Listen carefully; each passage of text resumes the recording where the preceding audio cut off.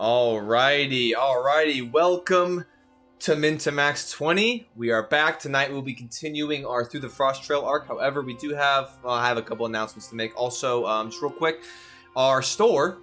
I adjusted a couple things. Some things are not going to be on the market anymore. However, I did add a new item. It's a blanket. So if you're curious about getting, if you're curious about, I like the hype. If you're curious, new merch. Anyway, so if you are curious as to what it is, go ahead and jump over to our Stream Elements side of the house, and you can go ahead and check that out. But yeah, we did a couple adjustments there, and hopefully, well, yeah, there you go. There's the sticker. That's the blanket. To scale. To scale. All right, let me go ahead and make sure. Todd's just huge. Todd is about 17 feet tall.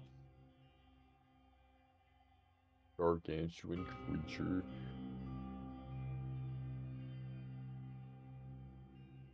Oh, we can't hear you. Sure, whatever you're doing. Real quick, should I have the light on or light off? Damn it. I feel like the light on. On for sure. Off. Yeah. Off is ominous. Yeah, I think the lighting's better. Yes. With on. You could go with ominous lighting. I forgot that was an option. Ominous. Could you have the lights on but evil? They just turn red. Dude, you should get the glow bars, dude, so you can get a big ring light that's like this big, so you can put it behind your home monitor. You're right. Y'all are making some good points. You should just learn real magic, then you can make really cool effects. Dude, why? You're gonna get pyrotechnics inside the apartment. Fireball? You're just actually okay. Every time we roll a d20, a timer goes off that sets off a mortar. Dude, the commitment to the RP is you firebomb your own apartment. Bro, you see me light the fireworks, then just run. But yeah, that's the only announcement I had. If you roll a nat 1, you don't get a run. Dude, D&D but with stakes. I like it. All right, so I don't know. I don't think Corey's is here, or else I'd ask him to monitor things. But it's fine. All right. So let's go ahead and recap, shall we, friends? Let me go ahead and change the music a little bit here.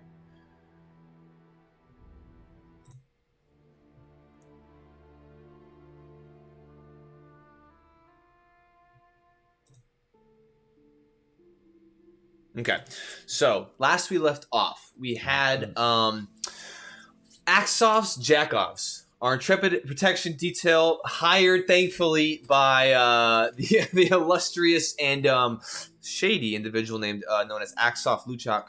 He hired these intrepid adventurers to assist him on the Frost Trail, and last we left off, having bid farewell the Goliath group, known as the Grey Wolf Marauders, as you guys kind of saw to them leaving in the morning, you guys all made your way back up to the actual ruins top platform, entering into the tower and descending below into the catacombs beneath. As you guys descended the stairways, lighting very odd numbering torches, ensuring that no one could possibly understand what Sir Denrick was doing. You made your way to the base floor and navigated into the actual ruins itself. Seeing some signs that something or some event had gone down with statues and depicting entities frozen, as well as bones from people long past who had fallen down here. As you guys entered into the first chamber, Veered picking up that the frontal wall that kind of bisected the room, blocking your way forward, was made up of lead, similar to the construction of the kind of stairwell up top. And there was 3 levers, one depicting Release the Daylight Defender, the middle being Seal the Breach, and the last being Release the Breach. As you guys scoured the interior of the room, you found a key which assisted in the process. However, it was up to Axoff to figure out the other half. At which point, with sadly a low roll, he ended up tripping the mechanism, releasing the entity known as the Daylight Defender. In which point, this giant kind of full plaid, radiant soul armored entity, defender, guardian, ended up making its way into the chamber, at which point you all had to do battle with. Thankfully, with some nice spells and some positioning and, you know, some overall good tactics and a little bit of luck, I'd say, you guys managed to defeat the Daylight Couple Defender criticals. relatively unscathed. And as it fell, as some of the other individuals were kind of investigating its body, a handful of the party members went into the little area that it resided in and found a way forward, pulling a lever, releasing the other side, releasing another kind of door similar to the one that the entity entered in on, and you guys made your way forward. As you guys navigated farther along, you found a hallway that had 2 doors that led into separate chambers, left and right. And after, you know, spending some time, eventually Bearden ended up just using Dimension Door to getting into one that kind of looked like a little bit of kind of like a resting area, like a lounge of some sort. Kind of scouring that, figuring it out. Morello setting off some traps, and then eventually y'all were just like, all right, let's just keep going. You eventually made your way into the main antechamber at the far end of this hallway. Zahir finding the blade that you had all come down to, leading you. Let's see, hold on. In the visions, the blade that you had in your visions that led you down to this ruins in the first place. As Virden, you also using Balder kind of depicted what might have lay within this kind of final prison chamber, depicting a kind of alien entity along its kind of front broken open door that sealed it within, signifying that it might have broken out. And as we kind of ended last session, as the rest of the party kind of made their way back towards the front of the ruins, kind of towards where the stairwell was, we had Virden make his way into the kind of cell block chamber, grabbed a couple things. However, Sir Denric, going back and investigating the armor that laid on the floor, upon looking it over and kind of touching it and seeing, you know, just kind of getting a familiarization with it, a voice spoke to him, which was relatively odd, indicating that maybe there is more that is in store for Sir Denric. And thus being the case, you kind of gathered up the armor kind of in your arms, and then you started to make your way back towards the front. And that is where we left off last session. Kind of a longer recap than I meant to, but that's okay. So I will say, as Sir Denric, as you're starting to kind of grab all the pieces of armor up into your arms, Virden, you at this point, I want to say you just opened the door and left, because yeah.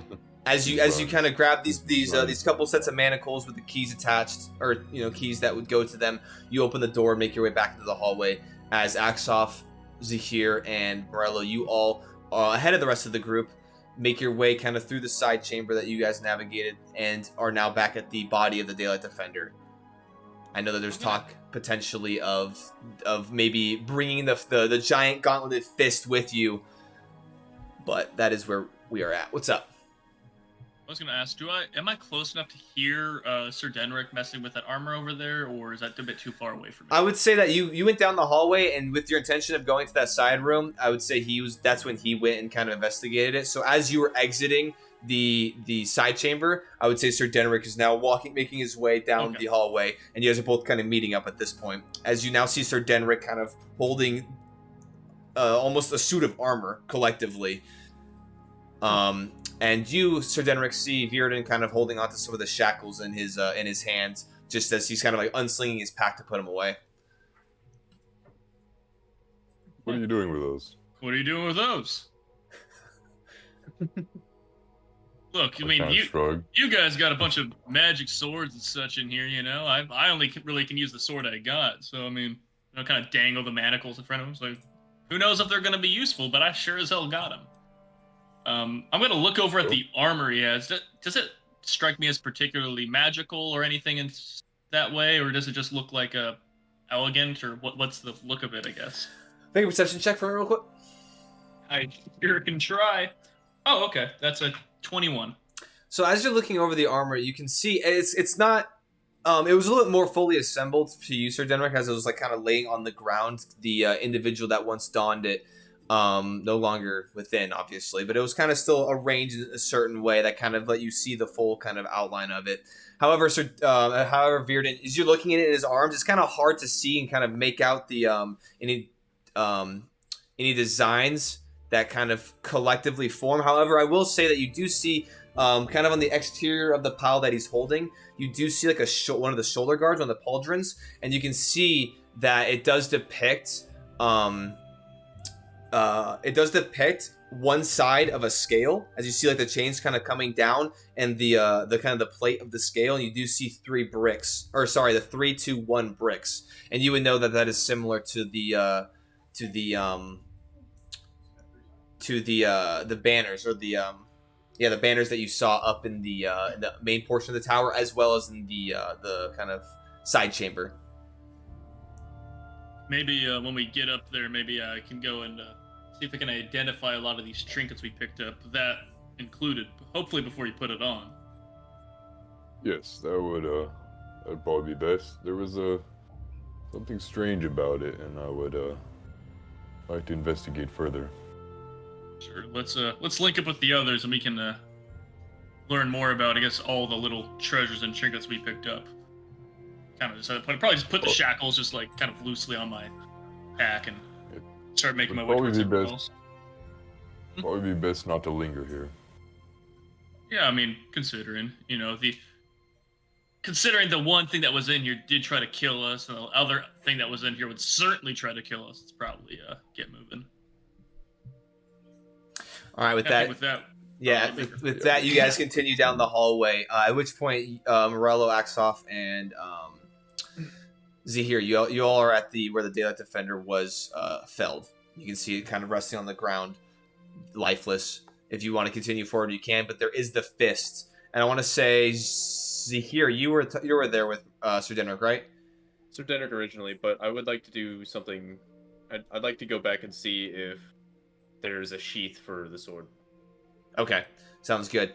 And so as you as you made your way to this chamber, you're like, I probably need a sheath. As you start making your way back, Morello, is there anything you'd like to do? As you and Axoff are kind of at the front of this chamber. I'm not really just looking for anything in here right now, so I'll just be watching around, making sure there's no other traps or anything showing up to murder us. Okay, sounds good. He's good at finding traps. Okay. I'm good at arguably better than Axoff. I mean. So as you make your way, kind of back to the side chamber, and you end up meeting up with Virden and Sir Denrick as they're just now into the extended portion of the chamber that was cut off by the large lead kind of bisecting wall. You, just with your passive perception, as you see Sir Denrick holding this whole set of armor, you do see that there is a sheath attached towards the kind of wrapping around a portion of the breastplate. Did he find it on the same body that I got my sword off of? Yes. Oh. I do believe this sword goes in that sheath, Sir Denrick. Greetings, Zahir. You looking for this? Am I able to just like take the sheath, or would I? Fuck it, I'll just put it in the sheath. And then it's just with a belt, like it's like attached to a belt, so you could, in theory, just undo the belt and take the sheath. Kind of like a pile. Oh, we could do it now if you really want to, or it may be best just to do it up top. I think if I have any say in this, I think it's best we do it up top, just so I can identify. I don't know how stingy they are with them. I mean, not stingy, but how specific they are with the armor. Make sure the belt isn't, for some reason, part of it. Well, whatever magic you need. Would it be too cumbersome to put the sword in the sheath for the moment? Oh, that's fine. Okay, and I will place it in. Make an athletics check. Sir Denrick. They call me Sir Three Swords. The armor gets up and starts beating his ass. Part 2. Athletics. Starts kicking his teeth in.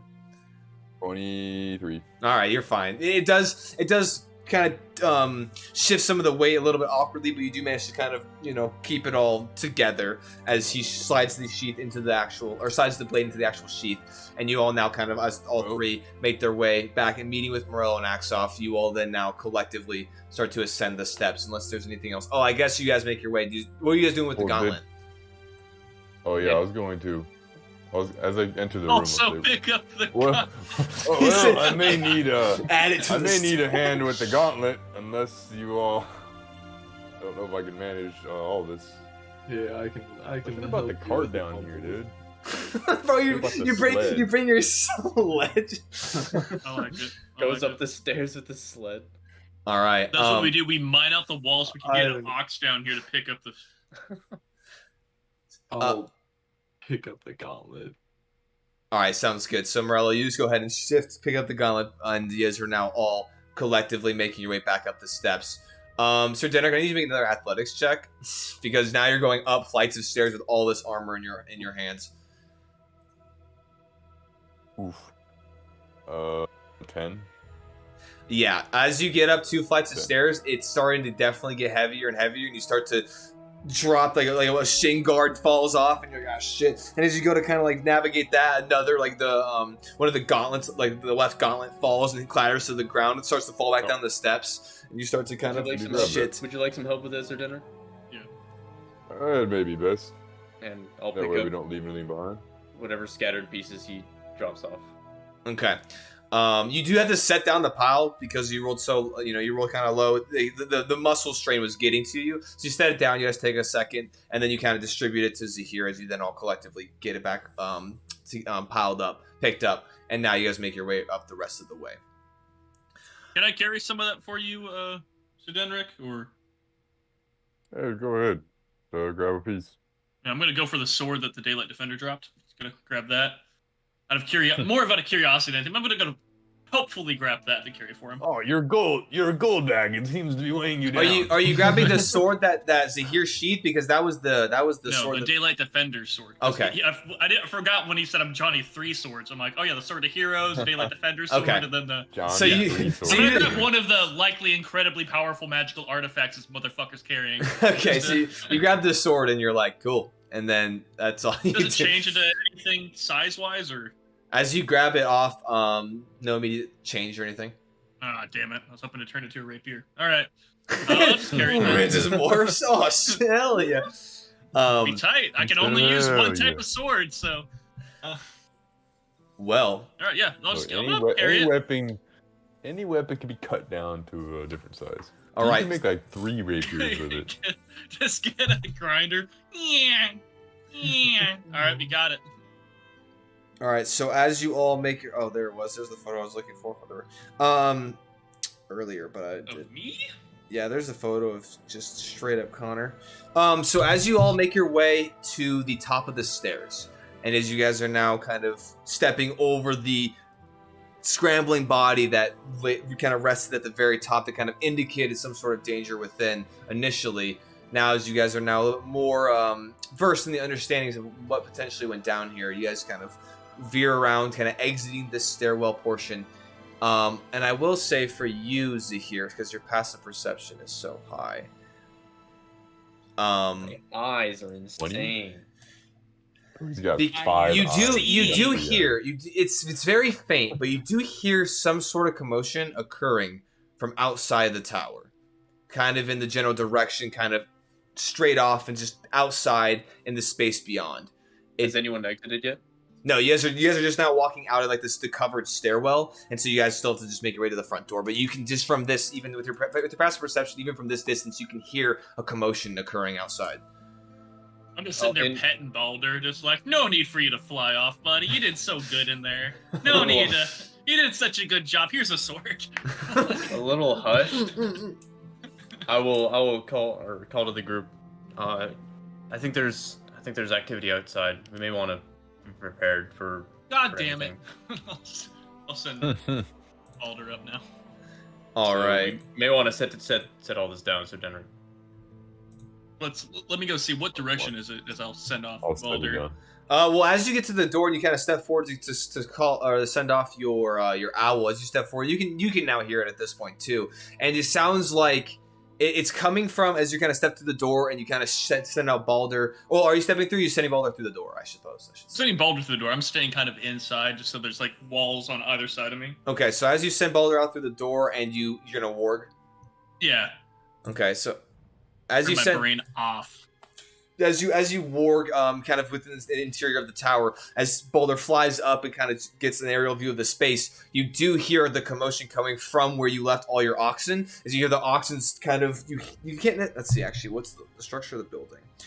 So as you can't really see immediately, as some of the kind of damaged walls kind of surrounding this building are obscuring them, but as he gets higher up in the air, you can see where the collapsed roof, is, and you can see within that you can see the ox kind of all shifting and kind of yelling out, and kind of just there's a commotion as you can hear them, and you can see that on the back side of the building from where you guys are, there's this large kind of hole that was taken out of that section of wall, and you can see from this angle, you see two of the large white wolves that you encountered in the cave initially early on in your journey. You see them both not in the actual interior of the building, but they're both kind of sitting there, kind of you see them snarling, growling as they kind of lurch, and there's two oxen kind of plugging that hole, and you can see them kind of bowing up, kind of hell yeah, buddies. Yeah, trying to like repel them off and just like jump, like kind of kicking and just being aggressive back as you hear them kind of like breathing heavily as you kind of circle with Balder over this space. Right. Okay, so I think as soon as I identify there's wolves, and identify that there's two of them, I'll kind of snap out of the work so I can communicate with everyone. Okay. And I'll tell them it's like, two winter wolves. Would that be the south side of the building? It would be, yes. Yeah, two winter wolves south side of the building, trying to get at the rest of the oxes, and the sled. The sled was definitely making a commotion too. I start running. Yeah, and I think with that, I draw my sword, start running. Are you running with the gear, or are you just? No, I set it down. Okay, yeah, set it at the top of the stairs. Let's go. Okay, so as axe off. I'll do that, and I'll draw the Daylight Defender sword. I'll hold it in its scabbard if there's a scabbard, and I'll see if anybody wants it for this. Literally anyone in the group but me. I'll grab it. Bam! Right to Morello. And he kind of looked like he wanted it. I'll give it to Morello. Okay. It is. I guess you don't necessarily know the properties. Wait, you haven't identified anything, but you knew it was magical. So you do get handed this very nice blade. Fine edge to it still from even the years of wherever it was residing underneath, even after the fray that you had with the Light Defender, holding its edge still nicely holding together. Yeah. As you Here's toss the sword of the Daylight Defender. Here's my jet black sword, and I'm gonna use this instead. So as you pass off the long sword, you all Bearden kind of exiting first. Sir Denver, you don't want to unless you're just dropping everything. I figure you set it down kind of. I'll set it down. You set it down kind of gently, just kind of keeping everything in. Yeah, I kind of. Zahir suggested to set it down like right before Bearden warged, so I would have probably already had it down by now. Okay. Oh, okay, gotcha. Sounds good. Oh yeah. So I was kind of immediately setting it down. He's like, I hear something, and then we started setting it down. Okay, gotcha. So you already kind of had it set. You put the helmet on the top of this pile as Bearden says this out, and you're like, all right, bet. So now everyone's drawing their weaponry, exits out the tower, rushing straight down to the bottom of the stairs, and you now can all hear this commotion kind of loudly. How are you guys entering? Are you going to enter in the actual front door or like busted portion of the wall that kind of is like the front face of it, where you guys? Is everyone with me? Yeah, everyone's with you. Okay. Is Southside the opposite of the tower? Yes. Yeah. So as you guys are running down the immediate wall, actually, you guys can see it. I'm pretty sure in the Discord visuals. Oh yeah. Because I want to say I posted all the. Yeah, it's like the third one. Yeah. So you see how the building is kind of laid out. It's that back wall, kind of opposite of where you guys are running down, but it's like, you see what I'm saying, where it's like that big fucking section out of it. So you have the front door, you have the front door area, and then there's the back section where they're actually posted up. So, left or right? Right side, if I recall. Yeah. For what? It's on the image, looking at it. Maybe on the right side. It's the left side. Yeah, you guys put them in the rectangular building, not the L-shaped building. Gotcha. Okay. Yeah. So you said it's the really big hole there. I'm like, well, the right one was a pretty big hole. And for those of you not with the visuals, basically here's how the building is laid out. Here's like the front kind of entrance that's destroyed. On the back wall, kind of over here, there's this large kind of section cut out of it, kind of almost next to the perimeter wall where these wolves are kind of harassing your oxen group. So how are you guys approaching? How are you guys approaching this? I'm gonna run down. Yeah, I will begin my blade singing then to give myself 50 feet of movement. Okay. And I'm gonna go down the long ways around. Okay, sounds good. But I'll briefly suggest to the group it's like, let's do this as quick as we can, like jump on them as quick as we can. But if we can hit them all at once, that's ideal. But okay, like that's as far as I'm planning it. As I'm just fucking. So are you? So you're running around like so? Here's the building. You're running all the way around. Like I'm going all the way around to hit him from a flank. Okay, so you're running all the way around. As you kind of as your feet leave the kind of cleared snow, as they kind of step into the actual kind of or the clicked stone, the clean stone, you step down like into the actual deep snow as you're rushing through. Who were y'all going? Who's doing where? Can I giant smite and also wrap around the building to like be able to be outside fighting them? You want to follow the short way or the? Yeah, because you can go the short way and go around the front of it where the entrance is. Yeah, that's okay. I'd like to go around the short way, and then giant smite is me getting big and getting all my extra stuff. Sounds good. So as you're rushing, as Virden cuts off to the side, you're rushing forward. You activate your giant rune as you're striding out the loud kind of resounding as you get big in this space as you're like while moving. Virden, what are you doing? Or not Virden? Sorry, Sir Darren, what are you doing? I'll run into the building. There you go. Okay, sounds good. And then Zahir. I'm gonna go straight down the path to try and see if they're on the see if they're out on the outside, on that south side still. Okay, sounds good. And then Axoff will follow Morello, kind of in between both Morello and Zahir, as you guys are all making your way down there. I would like to hold a guiding bolt as well. Okay, sounds good. I would say Morello, you and Zahir would probably get there first, since Virden is you're rushing all the way around. While they're still kind of doing like an AC 130 kind of orb like perimeter on the top, kind of just making sure that nice. you know, making sure rich some guns. you have visual. Sir Denrick, you're kind of just slightly behind them as you're making your way to the front door. Morello, as you kind of rear around this corner, and you're now on the south wall of this building with the large kind of opening where these wolves were kind of pinching them at. You see the two wolves. You see the two wolves kind of snarling, kind of haunched up. You see like the fur on their back kind of raised as you see them snarling, and you can make a perception check for me.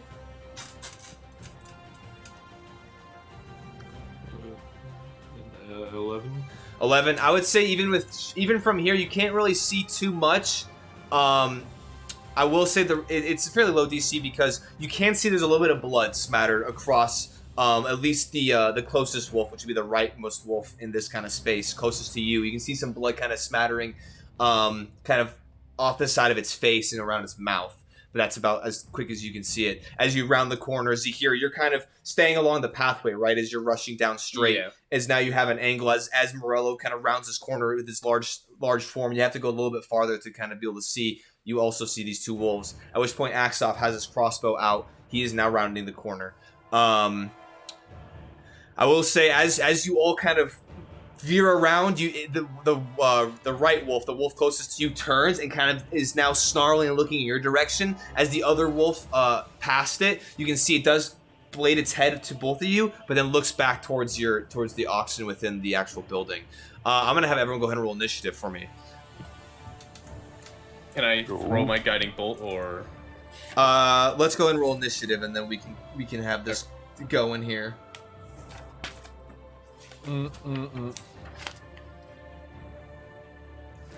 All right. Yeah, I was reading on the D&D Facebook group that there was a DM who ended up joining a game, and he was taking advantage of the people being new, so he was a paladin with a gun. What the fuck?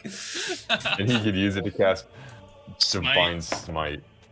Just a 12 gauge smite. Divine 44 Magnum. Technically you can, I believe. Because I don't think Divine Smite's one of the smites that's worded that it says it has to be a melee attack. Right. I think it's a weapon attack. Okay, so I'm gonna go They ahead. didn't. Let's see. So they got. Hey man, you pull out a gat. That's a weapon attack. I just like the idea again. A vengeance paladin, assassin rogue with a mallet. All right, just 20 casting smite. 20 to 25. Big. All right. It's 15 to 20. I got 17. 15. 17 for him. What's your dex mod? Is it here? 0. Okay, so it's Virden, you got 17. I got 15. Who got 17? Did anyone get 17? Oh, is he here? I got 17. I said he got 17 when I. Oh, you messed. Because Okay, of what's your dex No, mod? mine's +3. Go ahead and roll again. Fuck this wolf. I got a 4. Fuck Okay. me. Okay. All right, sounds good. And then Don't raise your eyebrows, Todd. all right, Not 10 my to fault. 15. 13. That is considered high initiative for me. And then Morello, what'd you get? A 5. All right, so Hell yeah, buddy. Well, that's Good what I work. always roll. Look, 5. man, Alright. I'm slow, bro. I'm chunky. all right, so with that, we have at the top of the order, Axoff kind of unslinging his crossbow. He's going to immediately go ahead and just sling a bolt over to the one that's closest in front of you guys. He's going to make his attack. That is going to be. Again? Yeah, that's going to hit. And then he is only going to do. 3 damage. He did. Well, I'll just reroll that. 7, 11. What up, Nox? Why are you looking like that? So as he immediately just unslings his crossbow and just shoots a bolt, hits it right in the kind of where the leg kind of the leg and the rib cage on the side of its body kind of meet, where the kind of arm kind of protrudes out. It hits right behind the arm, sticking into the side of its ribs, and it kind of snarls out. He is going to, at this point, go ahead and give the use his bonus action to help on you, Morello. So your next attack has advantage as he's kind of goes out. Morello, I think just hit what I just hit, and hopefully it will make it feel a little bit worse for wear. As he calls out, kind of as you saw the bolt now hit. It is now going to be Zahir. You're up. So I said that I'm holding a guiding bolt. Yeah. So you go ahead and. What would I use to use that? Would that be my reaction? I would say since you're casting it, yeah, you can use your reaction. Okay. So I will hurl a guiding bolt at it with a 20 to hit. That does hit. Yep. It's 4d6, right? Or 3d6? It should be 4. I think it's 46. Let me go double check. Guiding bolt. 4, yeah. Yep. And can I see both of them? You can't see both of them. Yeah. Crazy. So that is 10, Which- 16 damage. You're hitting the front one, I'm assuming.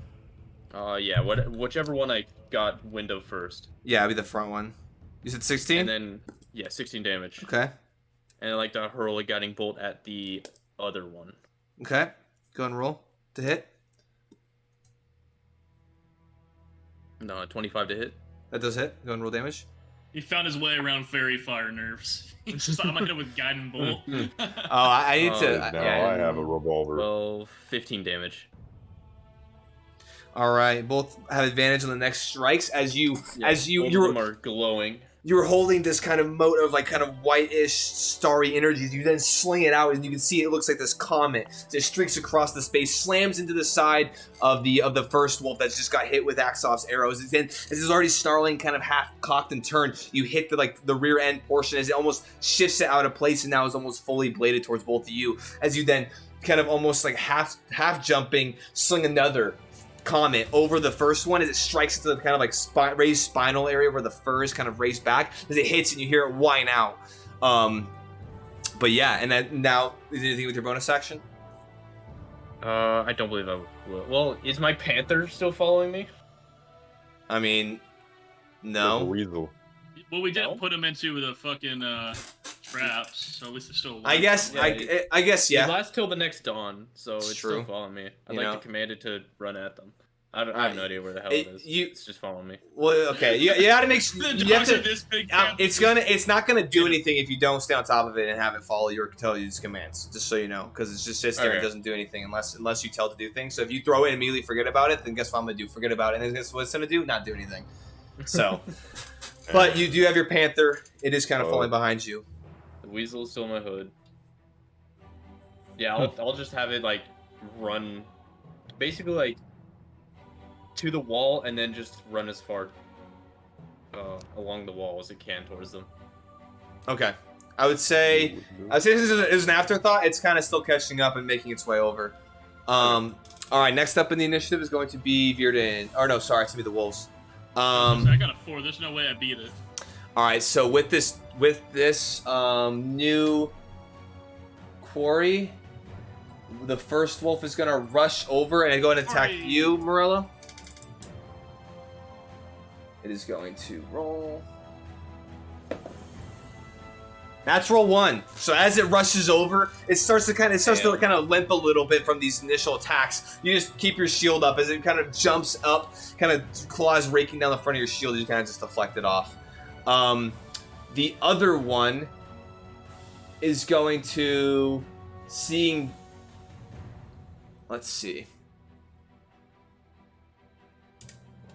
The other one kind of is looking at your just new group that emerged and off to this kind of hole in the wall where the oxen are residing, and it's kind of looking back and forth, and then it's going to let's see.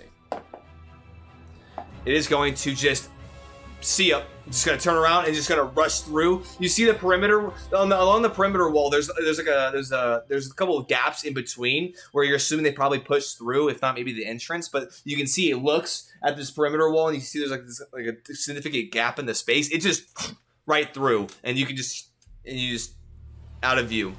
Bearden, you're up as you're making your way. Can I say the one that bolted or no? No, because where the building is, where the hole is, he just turned and ran straight out the perimeter wall to the south, and you're kind of on the back still, making your way. Motherfucker. That's okay. What up, Scotty? I was gonna fireball him. But that's okay. I would say, let's see. I would say that you're probably with your 50 feet of They movement. spread out, so they can't quite. I'll let him go. If he ran, he ran. Well, I'm just trying to figure out your positioning. I would say you're probably just shy of rounding the corner to the back wall, like to the opposite of the let's say the western wall. So you're still kind of on the back wall. So you're gonna rush around, and still have to make your way to even get in line with them. Can I get to that first one with my movement? The one that's currently attacking Morello. You're running all the way around the building, yeah? Yeah. Like the far side? Yeah, well, you're not even down that first back wall yet, and you haven't even rounded the corner. Then. Okay, so now I'm using 100 feet of movement. Yeah, so at this point I would say you round the corner that you're on the wall that you were running along, and then you button hook around towards where that like kind of back portion, there's like that extension of the building was, and you manage to veer around. You can't quite see any of them, but you're almost there. Sure, okay, that works. Also, we lost somebody. We lost Morello. That would be Morello, yeah. Damn. Morello has fallen in battle. All right. Well, Sir Denrick, you're up. I will say you at this point you kind of step into the building and you can see. Actually, make a perception check for me real quick. Do I notice any of them hurt? Well, plus, what do your elf eyes perceive?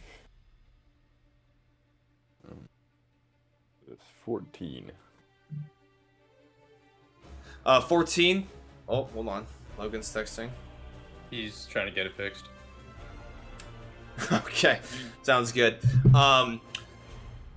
So as you make your way into 14, you can see that the two ox that were kind of butted up against this opening in the wall, you can see that there does seem to be blood that's kind of trickling off them, and you can see that there is a little bit of pools of blood that's like kind of underneath them as you step into the space. You can see that they're all kind of shifting and moving, and it would be difficult to kind of navigate through them as they're all at this point kind of reeling and upset.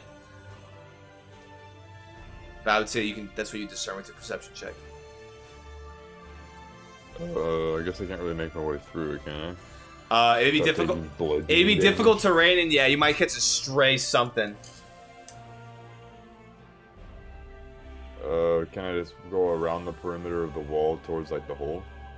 You can go back out the front, but it would be all your movement. You wouldn't quite get to them. So you can exit back out. Like, stay in the building but move along the wall.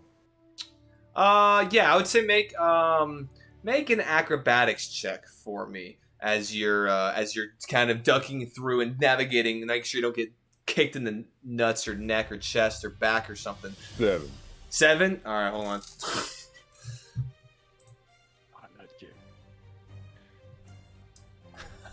Come here to witness the life. Oh shit! 21 to hit. Damn, that hits. Okay. We came here mostly to witness the death of. You take 9 points of bludgeoning damage as you're making your way through this grouping. A stray hoof just kicks out at your leg, smacking right into your plating, and you can feel the kind of the plate shift under the weight. you're like, that's gonna definitely bruise later. But and now at this point, because you take that damage, you're making your way towards. You're about like halfway to the opening, but that kind of stopped your progress. I'm gonna make some weapon attacks. Against. These ain't mine. You're gonna start cleaving the oxen. No, I guess I'll keep making my way around. All right, sounds good. Morello, I'm just gonna assume will step forward and make his attack. Let's just go ahead and sling it. What sword? He's using the Daylight Defender sword. He's using the longsword. Yeah, that hits, and so it'd be. Fine. I'll just say yeah. All right. Morello. Actually, Morello wouldn't even have to step up because the other wolf came to him as he deflected the first one with his shield. He then just moves his shield to the side and jams the sword outright, stabbing right into the side. You can hear it whine out, and with that hit, you can see the wolf kind of looking frantic around, kind of looking back, seeing where his companion was, and then kind of looking back with fear in its eyes as the other one has fled. Top of the initiative is going to be Axoff, who's just going to say, he actually, hold on, Morello did actually have advantage on that. Okay, he didn't get a natural 20, so that's okay. Oh, that's a natural 1 for Axoff, though. What's up? He's back to it. He's back to it as he raises up the crossbow. It just clicks, and he looks, and he's like, shit, as he then has to deal with it. Next up is goes off in a fucking ox. Zahir. Yeah, it just brains his ox. Go ahead, Zahir, you're up. So I'm looking down that alleyway, right? Yeah, you're looking. Yeah, with the southern kind of wall and then the perimeter wall. You're kind of looking down there. You see the wolf kind of up on Morello's space. And then the other one, like, hopped the wall and ran away or something? Yeah, it went through the perimeter wall. There was an opening in the perimeter wall from some damage or from wear and tear as it jumped out, and it's now exited, and you can't really see it because you're considering you're still in this space. Yeah. I will just. I'll just hurl another guiding. Yeah, I'm gonna hurl another guiding bolt. Sounds good. The advantage was consumed, right? Oh, yes, it was. Okay. Yeah, I'll make another guiding bolt attack with it on it. Okay. That's 20 to hit. 20 to hit. That's it. Yeah. Sometimes you say things and I'm like, what? And then okay. That's 14 damage. 14 damage. Nice. Okay. And at this point, as you guys, you can see that this wolf that just took the majority of the onslaught is now looking at her as kind of just breathing heavily, looking frantic. You sling another comment across it, strikes into the front portion, kind of right in the chest neck area, as the glittering stars encompass it, giving the next attack advantage. Anything else you want to do? I'll advance a little bit. Okay, as you kind of step off the stone pathway into the snow itself, advancing slightly. Is that it? Yeah, that'll be all. All right, it'll be the wolf's turn, and it is going to just get the fuck out of here. However, the Morello will get an opportunity attack. That is going to be, I'm pretty sure, good enough. So we'll do ahead and. Way to go, Logan! You're kicking its ass, bud. Yeah. But yeah, as it looks to the group and just beelines it to the similar exiting route that the first one took. He just Merlo steps forward and just cleaves into the back of it. You can see a large kind of slash of and gout of blood as it hits the snow underneath as the blade is now covered in crimson. As the wolf just kind of pieces the fuck out, beelining out, using its action to dash. It is gone. And unless use its action to that is going to end the initiative, unless you guys are bloodthirsty and want to commit after it. Can I get within 60 feet of it in visual on that one? As you're rounding the corner, Virden, since you're up next and it already left, you can make a perception. Hold on. Before I make you do a pointless roll, no rolls are pointless. I would say with the angle that you're approaching, I would say no. Sure. Sadly. But as you go and rear the corner, we'll go ahead and that will be the end of that combat. All right. Let me go ahead and bring up different music. So, as Virden, you kind of round the corner, kind of looking to see where they might have gone and just get anything within your visual, you do end up meeting kind of on the opposite end of this alleyway, seeing Morello enlarged, seeing Zahir Axoff, as you now kind of, as this quick encounter ends, as the wolves have now departed, or at least are no longer in your visual range. All right. Well, I think seeing that, I'll shout out to Sir Denric, who I noticed go in there, correct? Yeah, you saw him kind of cut in and just beeline it. I'll shout out, Sir Denric, how are they looking in there? Well, a few are bleeding, but so far none are dead. I'm on my way. Yeah, appreciate that. And I'll go looking. I'll go see if I can see Kafkin in there. Okay, so as you both make your way, are you going through the hole where the wolves were? Or are you guys all going through the front door? I'll go through the hole where wolves were because that's probably my closest entry point right now. Yeah, and at this point, go up there, and I won't go in if they're gonna fuck the shit out of me. But you can see that they're all pretty unsettled, and you can see that they're all like kind of like snorting, kind of moving. Oh, we got let's go. Hey, nice job, by the way. Nice. It's still not fixed on my computer. You on your phone? I'm on my phone right now, but I am back. Don't know what happened. It's okay. You ended up making 2 successful attacks against them, and they both fled. So you are all right. Let's go. Did I figure out what kind of damage the longsword does, or anything Slashing. about it? Slashing, nice. No, I don't even know that. Like a D8, D10 versatile. D12, dare I say? D20? What? Hold on. I was checking to make sure audio was good. What were we asking, Morello? Did I figure out anything about the longsword? Like if it's a D8, D10 versatile? It was. It has all the same properties of a longsword. And you notice, cool. and you notice that when you hit with it, it definitely has. It definitely packed a little bit more of a punch than the normal sword or normal weapon. And it was definitely easier to wield than other weapons as well. Not by like a ton, but there was definitely something inherently better about it than other weapons that you've used in the past. So I will say, Sir Denric, you being in the actual midst of all this, go ahead and make an handling check to kind of get these animals kind of settled in. And is there any way I can Would I need a woodworking check? Yeah, if you want to kind of make your way through this hole, you can make it either with advantage or separately if you guys would like. You can do it with advantage toodles. Would I need to make a woodworking check? Yeah, your sled is getting real fucking antsy. Oh, that makes so much more sense. I'm like, is this some Wow. RuneScape joke? I don't know what's happening. You guys like what? Roll advantage? Yeah, with advantage. I don't like the look you have, Todd. He said 3. That really gets like, kicked in the neck. Faith. Gets kicked in the neck Faith, again. 22. 22. Hey! Yeah, I mean, Hey! after It kicks at me and I catch his fucking leg. so as it kicked you, and you're like, damn. The rush of kind of anger kind of swells over you, but you manage to breathe out, and then you kind of now more cautiously wade into this group of animals. To hear you're kind of, or sorry, Weirden, you're kind of wading into, kind of using more verbally kind of getting them to calm down. As you both are now kind of cooperatively getting these wild oxen kind of back under control, which you do successfully as they all kind of start to calm down.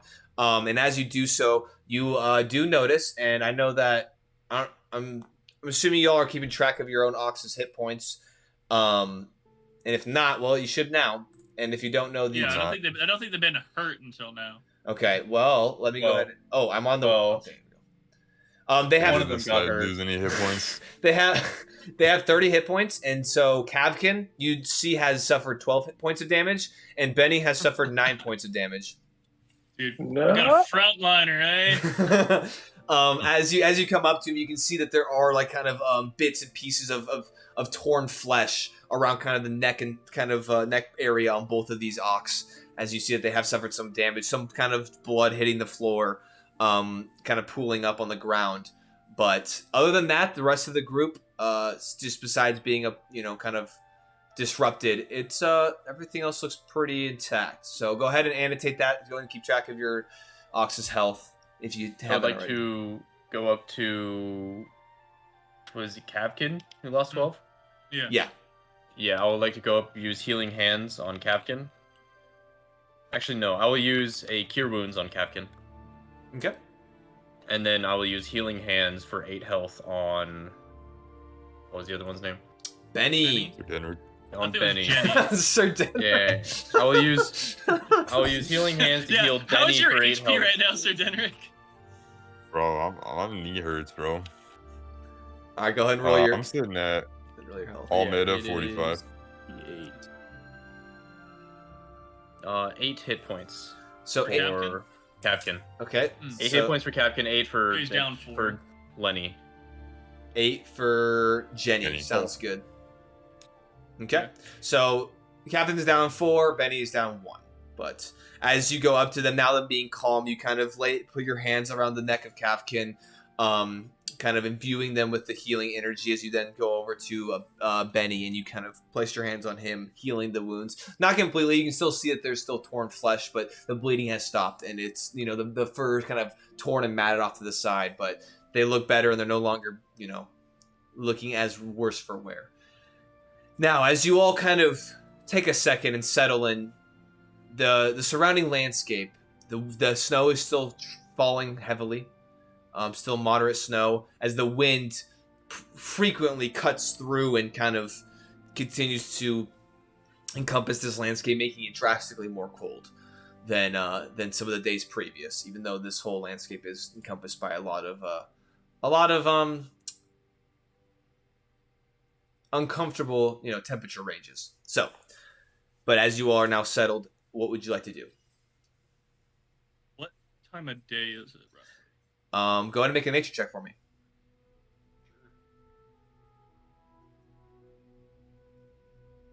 Man, I really wish someone would help me.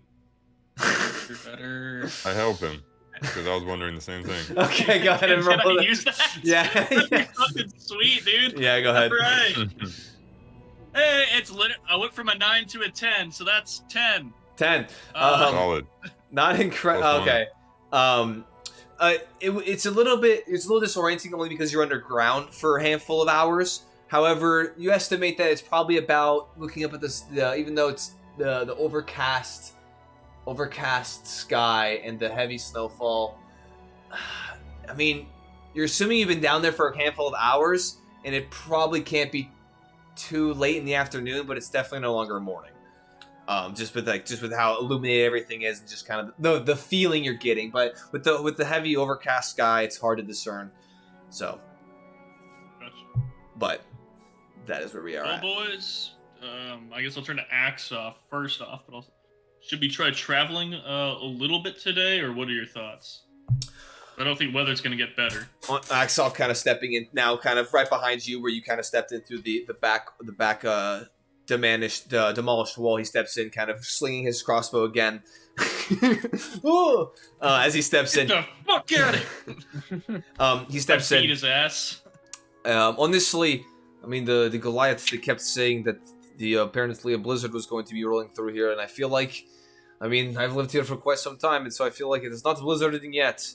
And so I feel like if we were to, we should probably make the most of the weather as it holds, and then if it honestly gets worse, then maybe we should just bed down. But I say we at least risk it for now. I think that we travel and look for better shelter along the way. Honestly, I don't think that there'll be anything too much better than our current. As he kind of looks around to the ruins. Honestly, the last notable location that I have from here, before we get to the actual the frozen lake, it will be the kind of the docks and the actual kind of little townscape that they have just before the frozen lake, which is about probably estimating about 2 days from here. So we probably better off we just start going. It sounds like we're better off just staying, because I don't know how much time we're going to get in the blizzard. If we're going to have to hunker down regardless, it's better to hunker down somewhere with walls and a ceiling, right? I mean, it's true, but it's honestly up to the group. I think that the weather conditions could definitely get worse, but I mean, they also get better, and I don't necessarily want to be out here any longer than we have to, but it's also up to the collective. If we all want to stay at or mosey, I'm down to do either or. We've significantly exerted ourselves today, and going out without all of our energy and tools was probably not the greatest idea, I imagine. Also true. That is definitely a valid point. The ox are hurt. I've patched them up as best I can right now. Are they good to go immediately?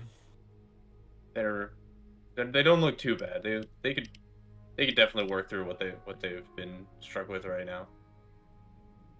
Well, alright. What do you say, Morello? I believe that we should rest overnight. He makes good points that we have exerted ourselves quite a bit, and with the ox, even with magic healing them up, they're not fully up to par. Plus, we had been pushing them pretty hard the first 2 days, so one extra night isn't too bad.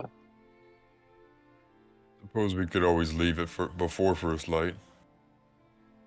By lantern if we need to. Yes, and we'll be resting early tonight.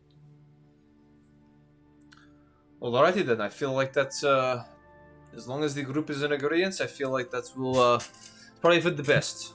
So I guess we'll bed down here for the rest of the evening, and then we'll go ahead and hit it. Do we want to leave ahead of sunrise tomorrow, or do we want to first light? What's the plan for that?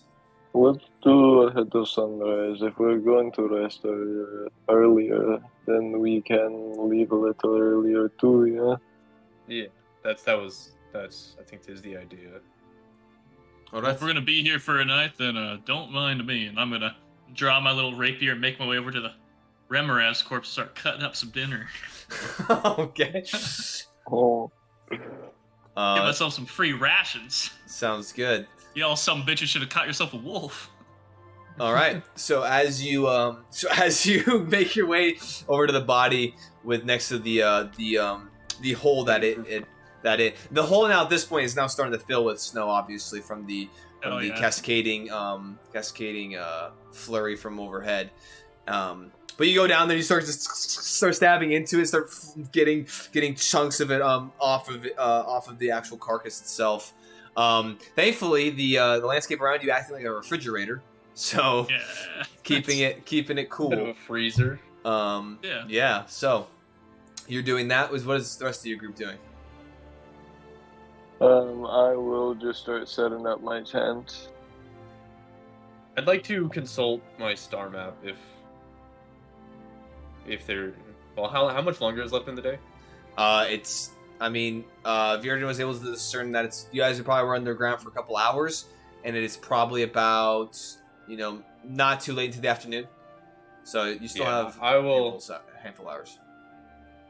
I'll look over, do a thorough check of any injuries on the oxen, and then consult my star map. Okay, sounds good. Where are you going to consult your star map? In the building? Because there's still room towards the back portion of the building if you want to do it in the interior. Yeah, I'll do that. Just off to the side and inside the tower.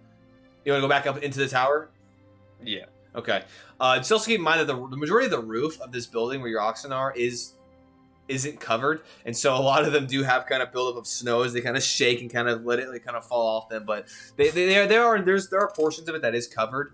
However, it is for the most part pretty widely uncovered. But it is still still has some intact walls that provide cover, so it's still more beneficial than anything else that you can find. As Zahir, you go and make your way up into the tower once again to consult your star map. Morello, what are you doing?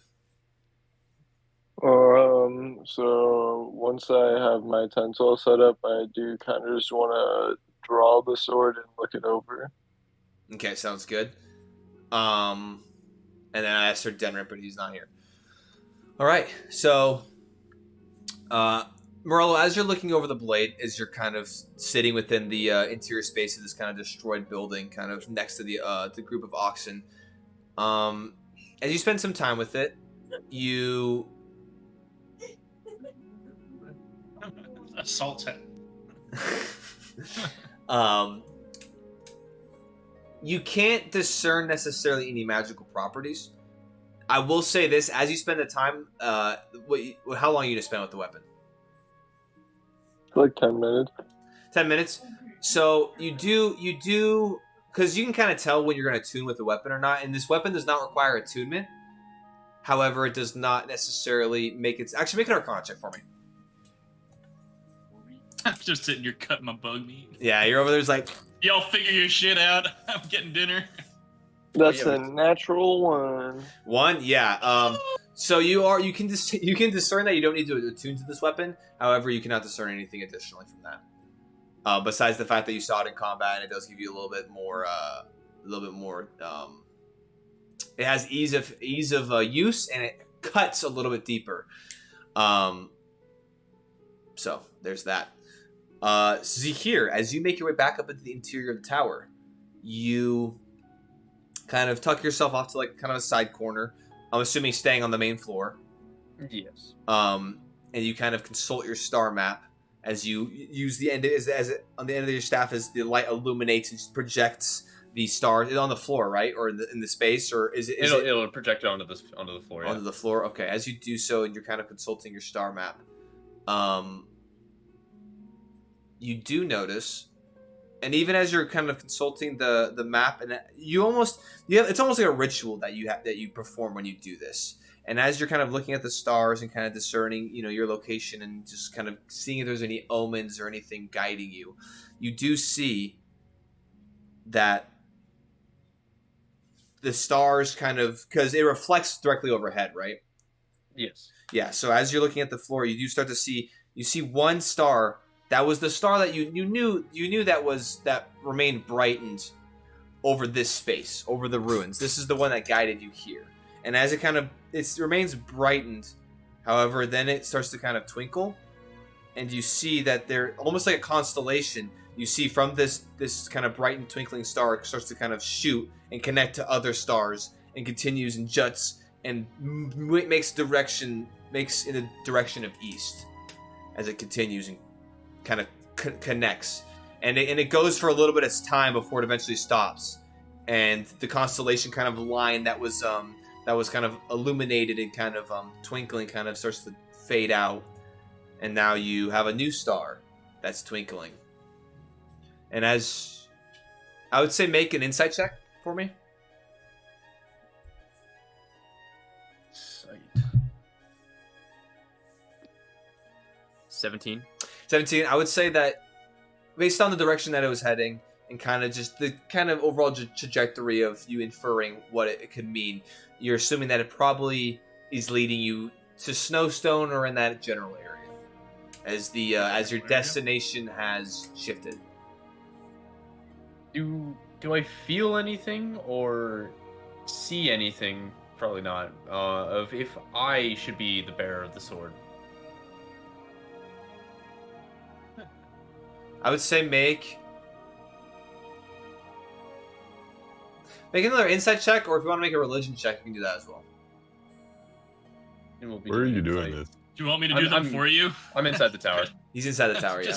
I'm just cutting up bug meat, Okay, dude. well, I was 16. gone, but I would have wanted to go with him. Okay. He's doing his own private star maps. Yeah, I'm doing No, my I'm own thing. staring at you while you're doing it.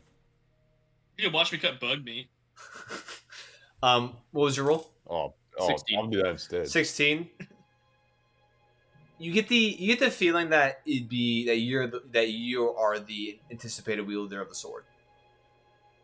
Damn, he literally asked the DM who should get the loot. I rolled need. he rolled need and asked the fucking game as a devs if it was druid. right.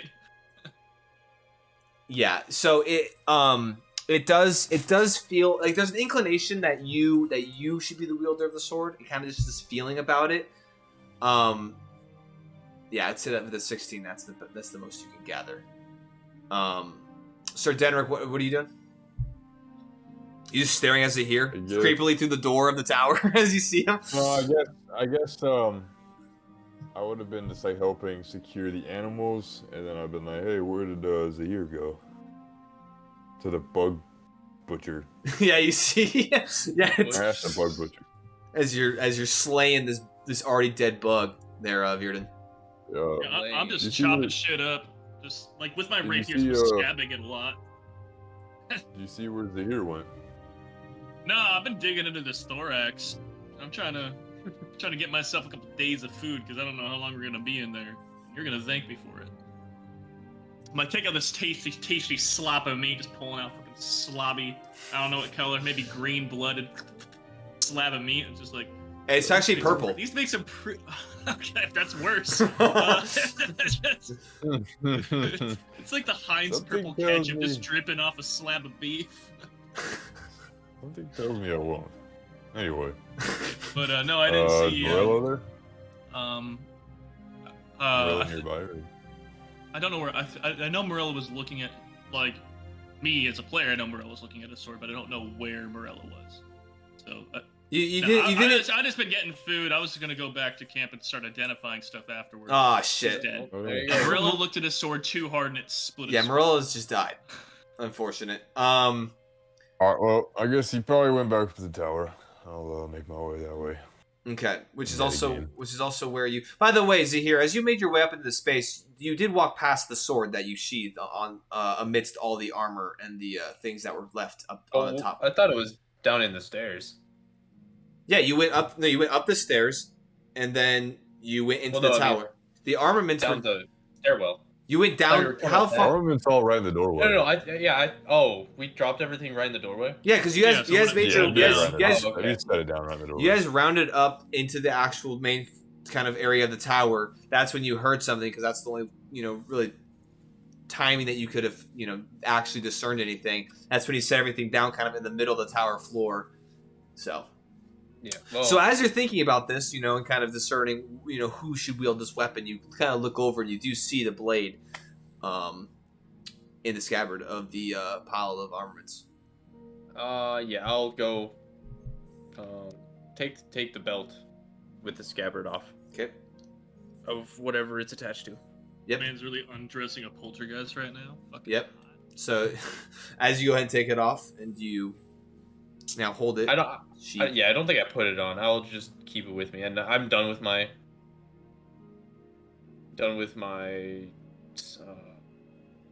Consulting. At this point. right? Am I? Yeah, I would say you're done. Okay. But yeah, and so Okay. Sir Denver, what are you doing? I will enter the tower. Okay, so at this point you kind of have the weapon in your hands as Sir Denver now enters the tower. Oh, here you are. Greetings to you. Come back for your armor. Yes, and I didn't take you for a swordsman. Have you Well, I can't say I'm practiced, but I think I'm supposed to have this. So I guess I'll get accustomed to it. Very well. It seems could use all the swords we can out here. And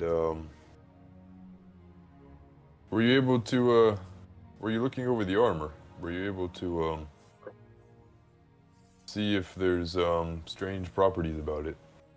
Well, if you want me to take a look at it with you, I could, but I don't think I can discern much more than you.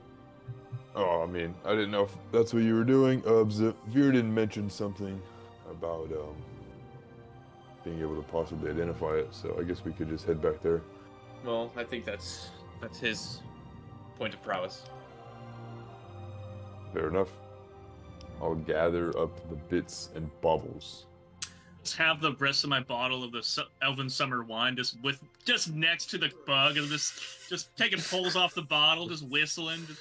Yeah, you get a sizable chunk at this point. Yeah, after as the various portions of the group are doing their things, as you kind of all now at this point, Zahir making your way back to the group with Sir Denric having all the armor kind of in tow.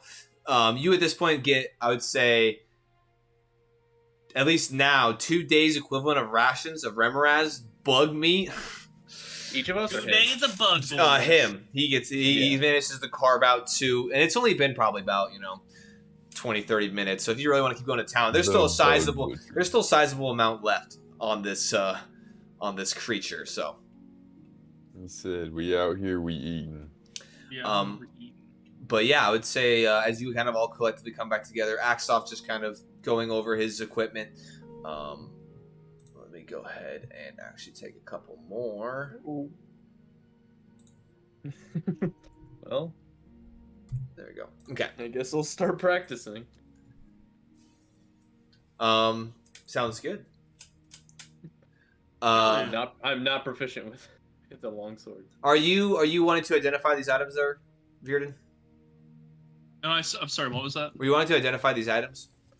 Yes, I would love to start identifying a shit ton of items. Okay, so I think I'll bring all the meat inside, and I'll kind of set up a little spot.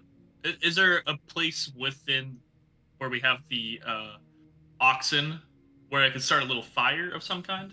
Yeah, so there's a sizable chunk of ceiling. Like as you take the steps up into the actual kind of broken door frame, there's still a sizable kind of chunk of ceiling just over the over that space. If you can see it in the photo, if you look, and there's off to the left hand side, kind of that left hand corner. Where the walls connect immediately upon entry, and you can see, and that's where you kind of can stack up your meat, and where you could start a fire if you'd like. I would like to start a fire. I'd like to start cooking I say meat loosely. It's like it's. Yeah. I'll take my protein and I start eating it. Use a presentation. I'll set myself up there, and who's go ahead in this area with me? Go ahead and take away one fire's worth of wood if you're gonna set up a fire. I'm trying to burn this firewood since like 2 nights ago, dude. I'm glad we can finally do it. So go ahead and do that. Better not get you pulling parts off the sled. Dude, you better be careful before I add parts onto the sled. Okay. But yeah, whoever's there, who is now around with the oxen and such? I'd say Morello's in there. Morello, are you here, right? He's just dead. Morello's dead. Damn.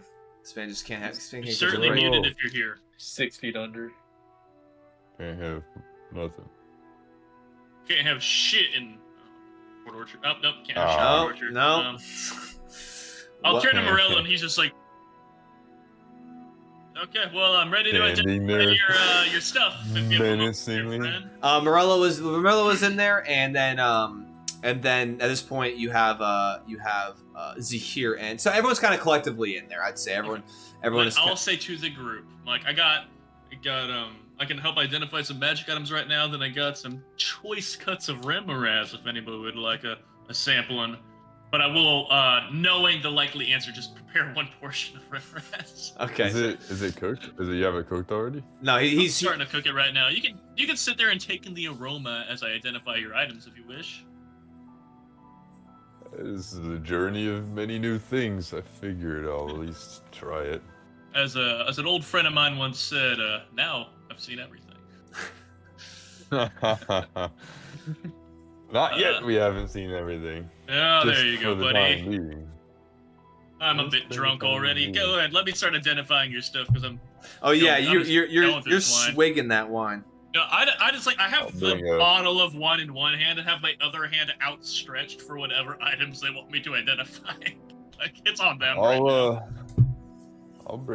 I'll set down the armor near him. All right, well, I'm gonna pull off my little chunk of meat and just set it on my lap, just so I don't have to concentrate to not overcook it during the fire. It's like, all right, let me take a moment here and I'll place my hand on the breastplate of the armor and such and begin to cast Identify on it. Ritually or just How long does it identify? take to cast it? It takes a minute to cast. Okay. I don't think I can. Ritually? It is a ritual, yes. It takes a minute, so I'll just be touching it. But I'm Well- burning a spell slot Well, anyway. ritual. Right? Well, so if it says you can cast it as a ritual, then you can cast it in 11 minutes, but it doesn't burn a spell slot. Okay. Well, we got time. I might as well. Yeah. Then I'll do the 11-minute cast. Okay. Just like right now, Viridin's whole thing is just like, we got a minute. Let's slow down, drink a little wine, eat a little bugs, identify some occultish objects. All right, sounds good. So as you're looking over this armor, you set it out. You set it completely out, kind of, so that you can get a full kind of scope of this whole Can I do something real quick? this whole set. What's up, Ziria? Yeah. I'd like to have my sword identified last, and Sir Denrick, could you show me some pointers on a sword? I've yet to use one. Very much could. Question, I was actually just thinking about that. For downtime, how long would it take to become proficient with a longsword? A long time. But hey, there's no time like the present. Yeah. You're not. What are they like? You're not just gonna pick up the What sword. do you consider like Loaded. proficient? Because I just figured like +3. Proficiency is being able to Yeah, use but using it effectively, essentially, and it would take you long. Because proficiency is basically meaning that you've used the weapon for so long, or you have become accustomed to a weapon for so long that you are now able to use it effectively, efficiently, consistently. So okay. Well, I figured like the basics is more what makes you proficient, just because like a fighter is proficient in all weapons, but all fighters aren't necessarily going to have used every single weapon. right, but it's still there's you still can a lot of apply your learning basic to it. knowledge to it. There's still a lot of Okay, learning. I just so. figured it was. Probably like a couple weeks, maybe. Yeah, Longer than we have. one night is not gonna do it, Years? but you at least can start. Oh, I didn't mean like one day, but yeah, I'll begin. I can show you. Okay, Until it's my turn to have it identified. sounds good. Merlo, are you here, by the way? Or are you still just in the ether? You're muted, or you're dead. Morello, return to us, please. Poppy, please. All right. Anyway, so as Get him with that. as you go ahead and start casting the identify spell over this armor, you Sir Denrick and Zahir, you both make your way outside of the structure and kind of just out in front, kind of along the stone kind of cleared walkway as Sir Denrick, you start running through drills with Zahir. And I will say one thing notable with you, Zahir, though not having never wielded a long sword, it is relatively easy to use, though it can be unwieldy at times, just because you're not necessarily the most proficient with such an item. You do pick up things pretty easily, and you find that the blade does compensate for your lack of knowledge to some capacity. And it's kind of weird to kind of feel as if the blade itself is almost filling in gaps of your lack of knowledge. But would you be wielding that blade if you haven't identified it, or you just not you're not worried about? He's identifying other objects. I'm just currently wielding it, just swinging. Okay. It, basically. Okay. So and as you guys are going back and forth, Virden, as you're looking over this armor and as you're casting this spell, I will say you do get it. You do get, as you're kind of getting familiar with this, you do get a kind of an understanding of the whole kind of picture that's depicted upon the suit of armor. And as you're kind of rubbing your hands over it, you do feel that there is a tabard kind of damaged on the front portion, kind of adorning the front of the breastplate itself. But as you're kind of running your hands over it, you do feel that there is some sort of kind of raised portion of metal kind of running immediately in the middle of the breastplate, and so you do manage to kind of unfix Yeah, it's a fat dong. No, as you don't necessarily take off the tabard, but you do lift the tabard up, and you do see that in the middle of it, you do see that there it has a large like cylindrical kind of pillar that is kind of jetting out. Yeah, it's a dick. Yeah, you were right. No, it's this nice cylindrical kind of kind of pillar of sorts as it jets up from the kind of from right where the bottom of the breastplate kind of rests as it goes up the middle of it. And as it goes up the middle of it, you can see that it kind of just shy over like the neck guard and like kind of the top of the breastplate meets the neck guard. You can see it stops, and at the top of it, you can see the similar depiction on the tabard. Or on the banners inside the tower, you see the half moon and sun at the top of it, as it kind of forms this almost like top ornament, and then. So you're telling me there's a pillar going down the center of the chest. On the top of it, there's two balls. No, it's a single ball, and it's cut. It's cut in half. Oh, it's cut. Okay. Yeah, it's cut in half. Moon and sun. Okay. Yeah, and then there's two balls. I'm like, buddy, like I don't. I want this to be cool, but holy shit, you're not helping. Yeah, it's like I'm trying. Okay, that makes plenty of sense. Okay, and then so, right, cool. Yeah. And then just underneath where it kind of connects to this top ornament, you see two more cylindrical kind of pillars going to the left and the right, and they stop at the edges of the breastplate, and then as like a cross on the center, kind of, yeah. And where these both stops, you can look at the left and right shoulder. You can see on the right pauldron, and this is I will say you saw this initially earlier down back in the ruins when he initially walked up to you. You saw you saw this on the left. Yeah. You saw this on the left pauldron. The left pauldron, it has the which I guess actually technically I wrote this down so it'd be reflected, so technically that would still be correct because the right one is your left visually, but it's the right wearing it. Anyway. Okay. You see as you're looking down, you see on the left pauldron, it depicts the imagery of the kind of a scale. As you see like the chains kind of coming down the top portions of the actual shoulder portion as it then connects to this kind of like disc or plate, and sitting atop this disc and kind of plate area, you see an ink and quill resting next to like an assortment of parchments. And then on the right pauldron, you see the stacking of the 3 bricks on a similarly kind of etched in scale depiction. And as you kind of look at these individual pieces and kind of look at the overall design of it, you can see that it similarly forms the banner kind of insignia that you saw within the towers of the golden scale. Gotcha. Okay. Additionally, you can see that the color of the overall armor is a brilliant kind of deep gold, and along the trim of all the different assortment of armor, like the gauntlets on like on the calf pieces, on the shin guards, and everything, it's golden primary color with a silvery trim. And as you're kind of looking everything over, and you kind of flip and you look at the visor, nothing seems too significant about the visor until you flip it around, and you see that there is a gauntlet kind of held upright, and you can see it's grasping something, and it looks like it's grasping almost this like misty kind of immaterial form, and coming from this mist, out of this mist off to the left and right, you can see a variation of different kind of skulls or heads etched into it. You can see what looks to be like the skeletal head of probably like a humanoid creature, and then you can see a demon with horns as it's kind of apparating from this mist. And that's just a couple of the various kind of creature and kind of vile looking heads of kind of protruding from this. It's the back of the helmet. Inside of the helmet? No, the back of the helmet. Backside. It's the back side of the helmet. Oh, okay. And then it kind of almost has the similar kind of full helm of the Daylight Defender, as it has the visor kind of slits in the front of it.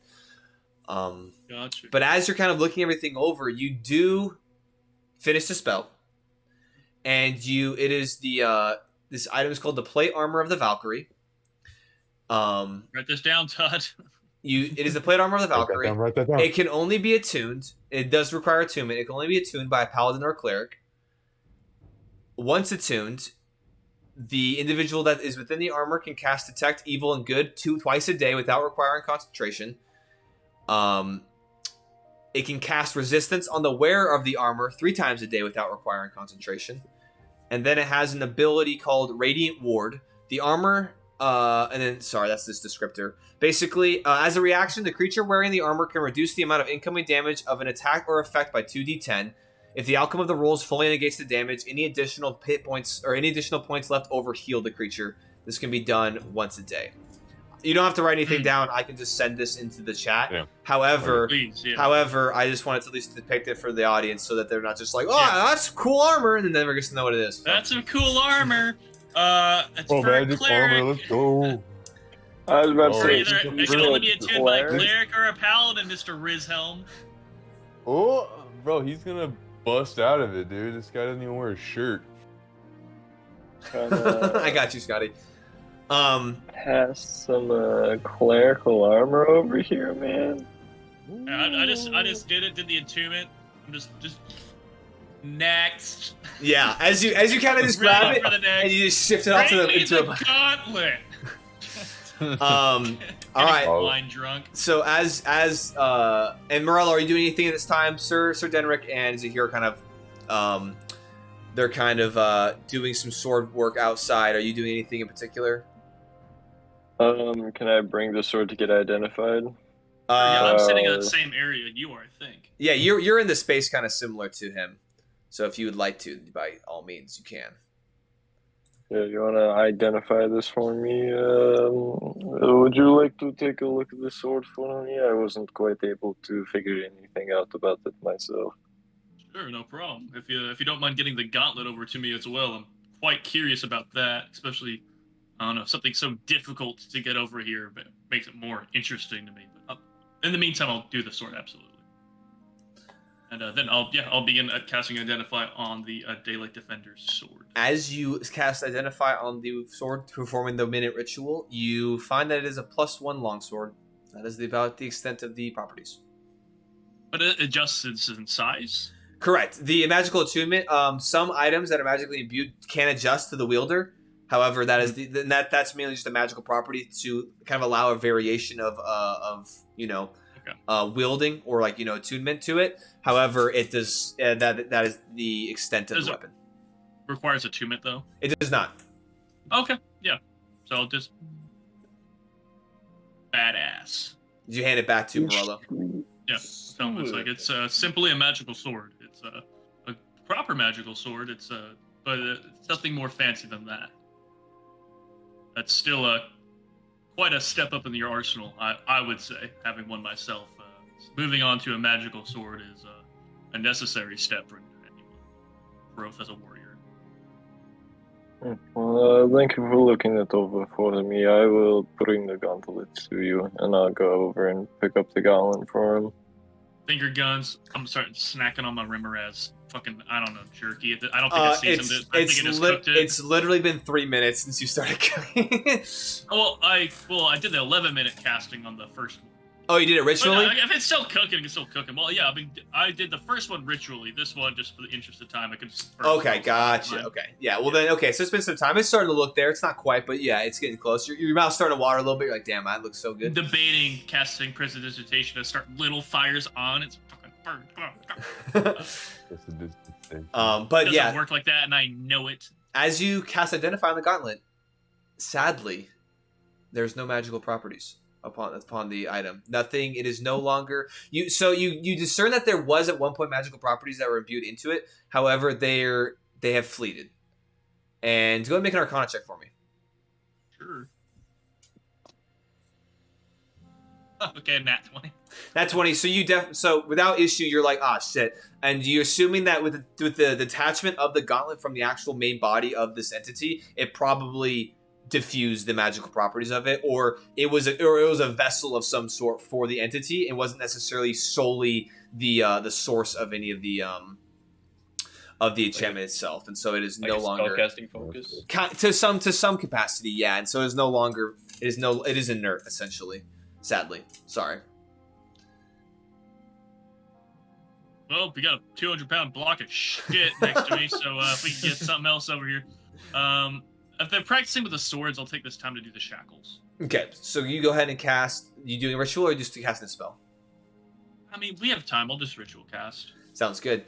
22 minutes, I guess, because I'll do it on both of them in case they're different. Okay, so you do it on both of them. The first one that you finish, they're called Weakening Manacles. Weakening? Weakening.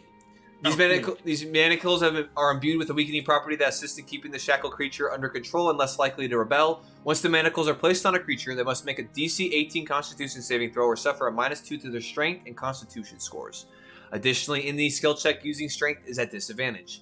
If a creature succeeds the saving throw, they resist the effect of the manacles for 1 minute, to which the save will need to be made once that time has elapsed. The manacles can be broken on a DC 22 Athletics check.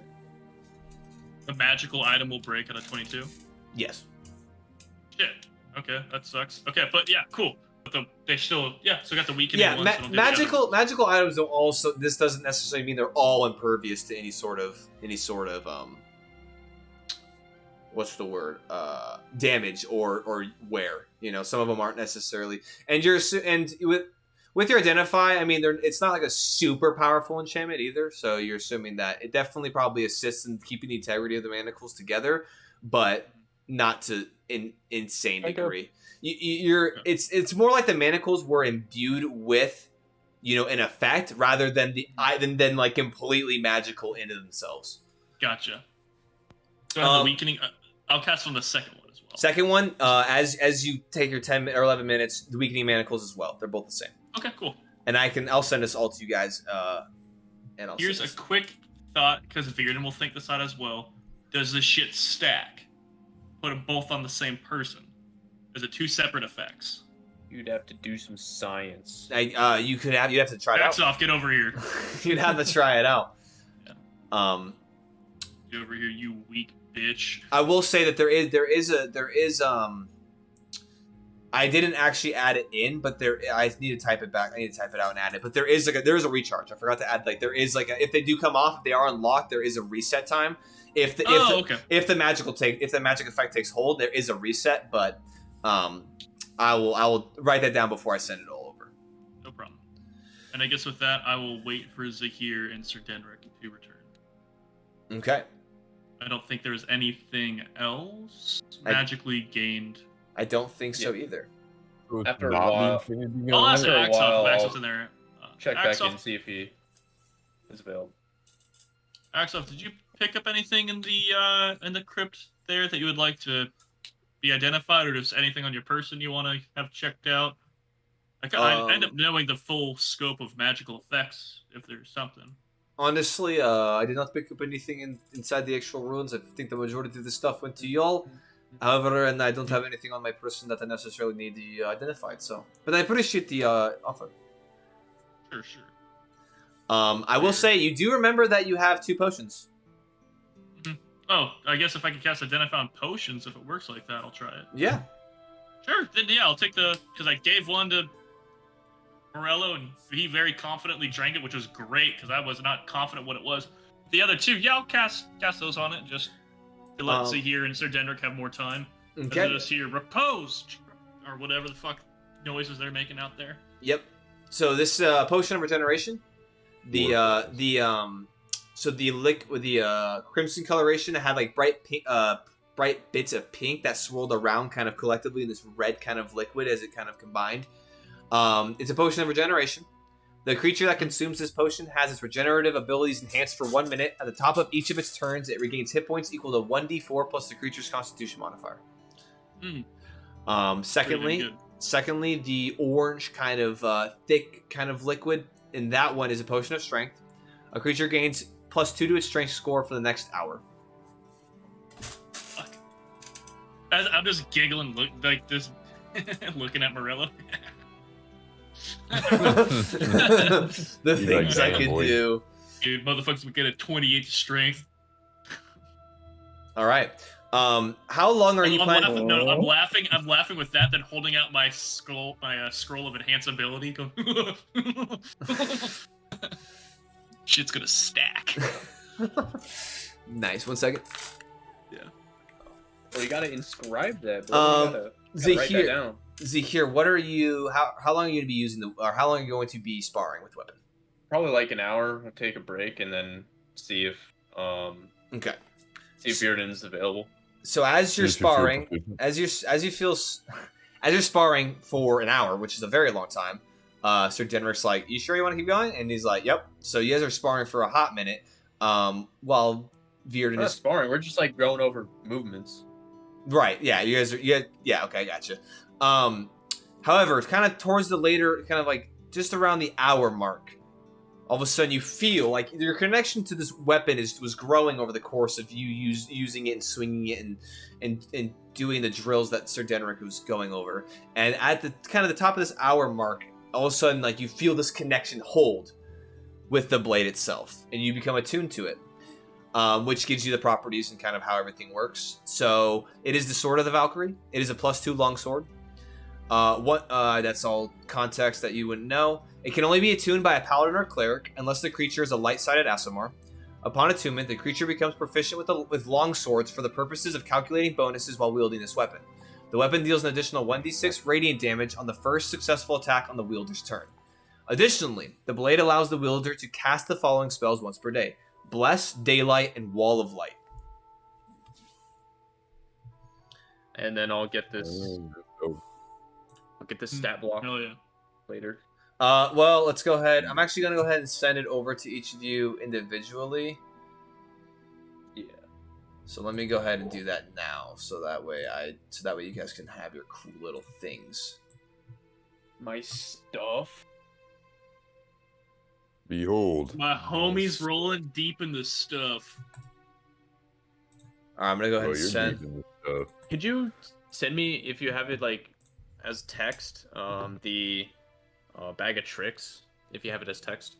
I do not. It's in the Okay, I'll go find it then. It's in the Dungeon Master's Guide, I think. I will say, Sir Denrick, I guess after as I'm identifying it, I will say to him. Oh damn it! Hold on, I did this wrong. Yeah, you go into. Unfortunately, the armor, while being quite good and having a number of quite powerful abilities on itself, little spells and such you can cast, it does have a condition that you must be a cleric or a paladin to be attuned properly to it. Which I don't believe, incredibly observant, but I don't believe you are. Yo, he just said you're not holy, bro. You ain't holy. I'm not neither of those. Or I am neither of those. If you don't mind, you did say something weird kind of happened with this stuff. Like, what was kind of weird about it? Oh, I meant to, I guess are you standing right there, Zahir? Wait. Yeah, I'm wherever. I'm around. Sure, then, because this will probably be after I just did the spell effect on the sword. I meant to talk to Zahir about that.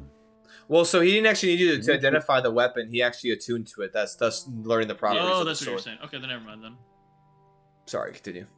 He mentioned something about a voice that spoke to him when he entered the tower, and when you all left the the chamber, I approached this this armor. It struck me as curious, and when I knelt down to observe it, a strange voice spoke to me, and I looked around the room. I didn't know if, for whatever reason, one of you were down there, and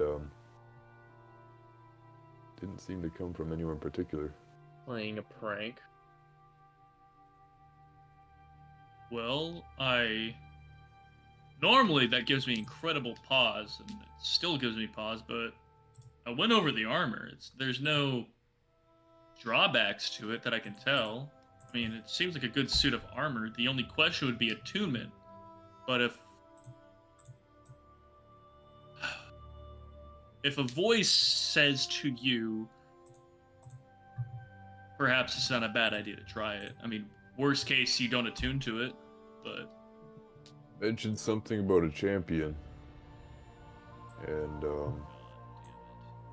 maybe don't put it on then? I don't know. Terms and conditions are always kind of shaky. Something... Yeah. Are you familiar with something like that? I have not. Yeah, I mean, you hear about it pretty often. When you go traveling around, pretty common stories. You'll hear about some hero or champion of some such god or some such river fucking fae or whatever it is, but normally being the champion, has so many, drawbacks to it, that I don't know. They normally wouldn't tell you until you're already a part of it, but I don't know. What would you consider a drawback? I don't know, like having like some magics you're unfamiliar with constantly being cast on you, or having a group that you were previously had no problems with perhaps being an antagonist or hunting after you. Weird things like you can't take the armor off, or you now have like you can't eat fish on Fridays. Just a bunch of just big old hang-ups that I don't like it when you have a contract. It happens. It doesn't happen much over these lands, but it happens. Maybe I'll look it over. Perhaps. Do you have experience with things like this? You had quite a bit of examples. Oh, I mean, they're just examples. I just travel around. I don't, I haven't really met with a bunch of people who are champions or of what. I mean, champions like, I won the fencing competition, or joust, but not a lot of champions of gods. But you hear about them. You hear about them when you travel. Actually, would I have met any of them? I wouldn't think so, right? Or would I have? Champions of what particular? And just gods in general. Like anyone who's just like, I'm a champion of some such deity. I mean, you know one very predominantly that is loosely, I would say. Okay, I did. How did I fucking forget that? Yeah. Yeah, I know one. Yeah, you would know one. I know a guy.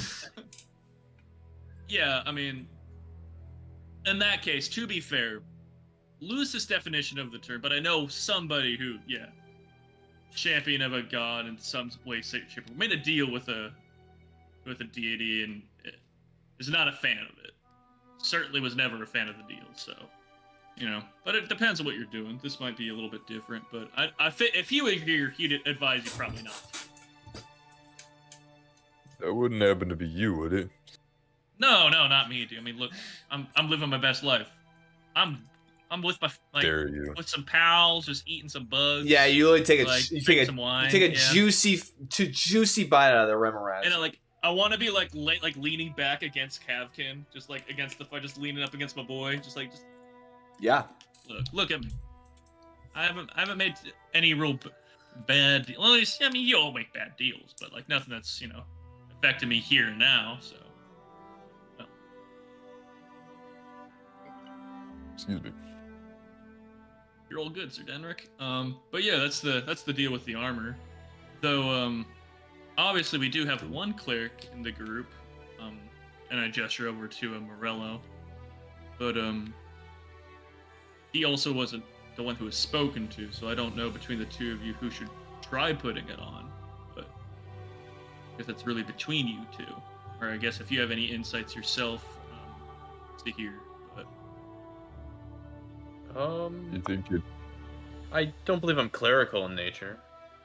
Well, if you had any insights, I'm not clerical but- in nature, but just any insights on, he was spoken to by something telling him to be the champion, and he crafted the armor. But I attuned when I looked at it, only a paladin or cleric could attune to it. So, Well, it seems to be going to waste if no one's wearing it.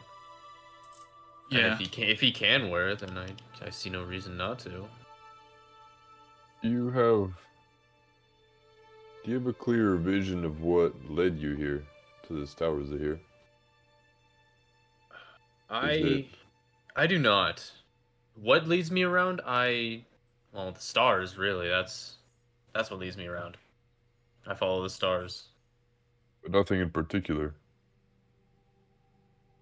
Does something need to? I just mean it's just to this particular tower to find that particular sword. It's a bit strange. That is a good point. So here, do you feel like you follow a deity or just the stars themselves? The stars themselves have been guiding me. Okay. And Off the top of my head, Jared, would I know what deity might be associated heavily with the stars? Or can I roll for that? Go ahead and make a religion check. Okay. That is a religion. Okay. That is a 23. 23. I'm proficient in the weird shit. Where am I? Alright. Pull up my notes. Yeah. With a 23. So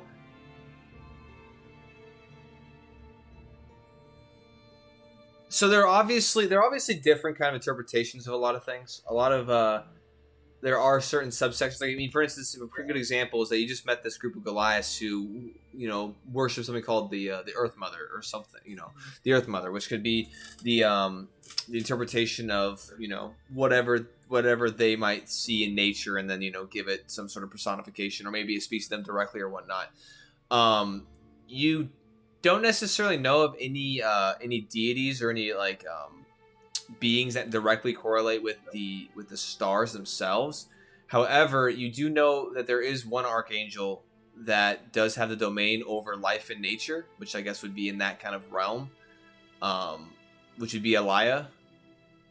But Is Elia in any way related to the same deity that has the golden scale? Yes. So there are 7 archangels that kind of rule over different domains, or have dominion over different aspects of kind of life and kind of different sorts of just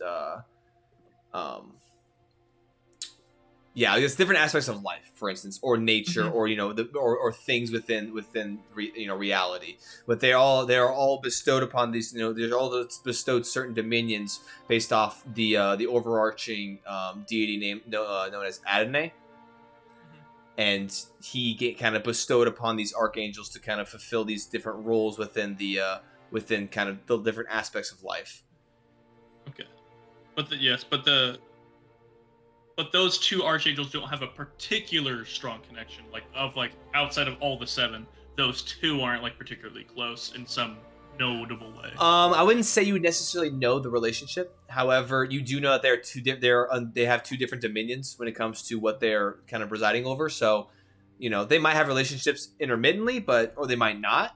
But they are completely different in the sense that one archangel, which is the golden scale, which would be law and order, and then Elia, which would be life and nature. So, I mean, you could probably see some sort of connections between there, but you can't pin down directly what the relationship might be. Then I think, I don't think there'll be anything worth mentioning then. Only because I don't see any reason to sow any doubt or discourse into a man who follows the stars, trying to bring any personification to it, I guess. Yeah. Yeah. And I'll keep that little. I'll make a note of it, but I won't bring it up. Sounds good. Yeah. Is there anything else you guys would like to discuss? I think at this point it's just more of whoever wants to put on this armor is really it, but that is between you guys. It's between Sir Denric, who was kind of asked by something, and then Morella, who perhaps going to wear it as well. But I will take a moment and set out, I guess, some sensor spikes just to prepare for the night. Okay. Yeah, I would say just amongst all these various things, it's starting to creep. The sun, the light in the sky overhead is starting to kind of set in the western horizon. So, but as you go ahead and just got, where are you going to locate your sensor stakes? First of all, one right in front of the Ramaraz hole. Absolutely, okay. 100%. Okay. Right there. Then one just like in the main kind of like, well, can one sensor spike both encompass the main entrance from that courtyard and the hole the wolves jump through, or is that too far away? 60 feet, it should, let's see. 60 foot radius, or no, actually it's not 60 feet, it's like 100, right? I don't have that particular book right in front of me. I want to say it's 100, so yes. All right, in that case, awesome. I'll post one up right there. Okay. Then, as a just in case, I'll put one kind of, I guess, near the actual ruin. All right, sounds good. Just on that northern end of the, area. Sounds good. And nothing too specific, just like in case something kind of comes through this way. Okay, sounds good. As you go ahead and do that, Sir Denric and Morello, is there any decision or discussion you have to make? Well, I mean, you were asked to wear the armor, so I think if nothing else, you trying it out first would not be a terrible idea. If it doesn't work out for you, then I would be more than happy to give it a try myself. that's fair enough. I think I'll try it at least. You want to don the armor? Could you technically just don just like the helmet? Or would you have to do all of it? It would have to be the full set. You couldn't just be like, oh, sick. No, you'd have to don the whole thing. Or, I guess, armor's been pretty damaged anyways, so, might not be the worst. Would you like a fresh suit? Would you like me to take a look at that, Sir Denric? If there's any breaks in your armor? Oh yeah, if you would. That would be most kind. Yes, I actually fixed your lance, so I'll see if I can't fix. That. I'll see if I can't fix your armor. Thank you for that. And I would like to set off about fixing Sir Denric's armor through the mending spell or cantrip. Okay, so first you have to take it off. So it's a process to take off plate armor, but you eventually do manage to completely doff your entire armor. I will say though, as you all are just kind of chilling out here, well, you're under fire, and you do have some sort of structure. So I will say that just for this kind of all evening, as you guys are kind of going back and forth and kind of around there, just everyone make a Constitution saving throw for me, just for the cold. Not you, Beard.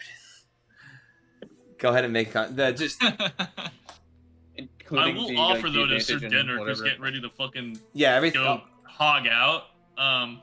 Hey, if you're gonna, if you want, I can set up my tent for the night, and you can change your armor and such in there. That way you're not freezing, or just if your tent's gonna be suitable, that's fine. But I appreciate it, but I actually did think ahead, and I did bring a spare. Oh, that's right. Set of insulated clothing. Yeah, you fucker brought pajamas. Hell yeah. PJs, dude. Such an amount of PJs. I wanted to fucking catch a peek of Sir Chadrick's hog, but whatever, dude. Fuck my dreams. Unfortunate for you, but fortunate for others. Dude, I was wondering, like, why was he chosen for this armor? Then he's just describing this pillar coming up the 2 balls. I'm like, yeah, he's probably got a hog on him. He's probably deserves to be the champion of this deity. That sounds about right. Massive meat check. Yes. DD says, hey, let me check the meat. Nothing all right, but- you're in. DD's like, woman, inspection. you're in. So everyone make their Constitution saving throws. Go ahead and hit me with it. Yes. 18. 18. All right, Sir Denrick, assuming you're good as well. Base 19. All right, sounds good. And actually, Axel rolled a 19 as well. So, as you're doffing this armor, and you're now donning the new one, as you hear, you're kind of looking over, and there's dents and there's scratches and there's definitely some wear and tear, especially from this the fight with the Daylight Defender. You can see the magical sword kind of cut through like sections of it. So you use the mending spell and get it to the best of your ability repaired. And as you're taking the extensive process to don this armor, Sir Denrick, as you're putting it on, and you eventually kind of, it's interesting. So as you kind of you get there's a feeling that you're getting as you're going through and you're putting each piece on.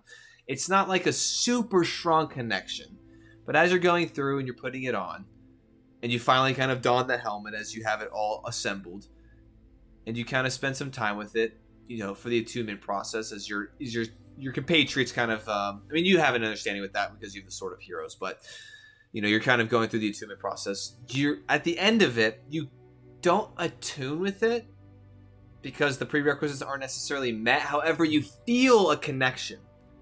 Like, it wants to accept you, but you just haven't done something yet. You haven't surmounted an obstacle, but you feel that there's possibility there. There's potential there.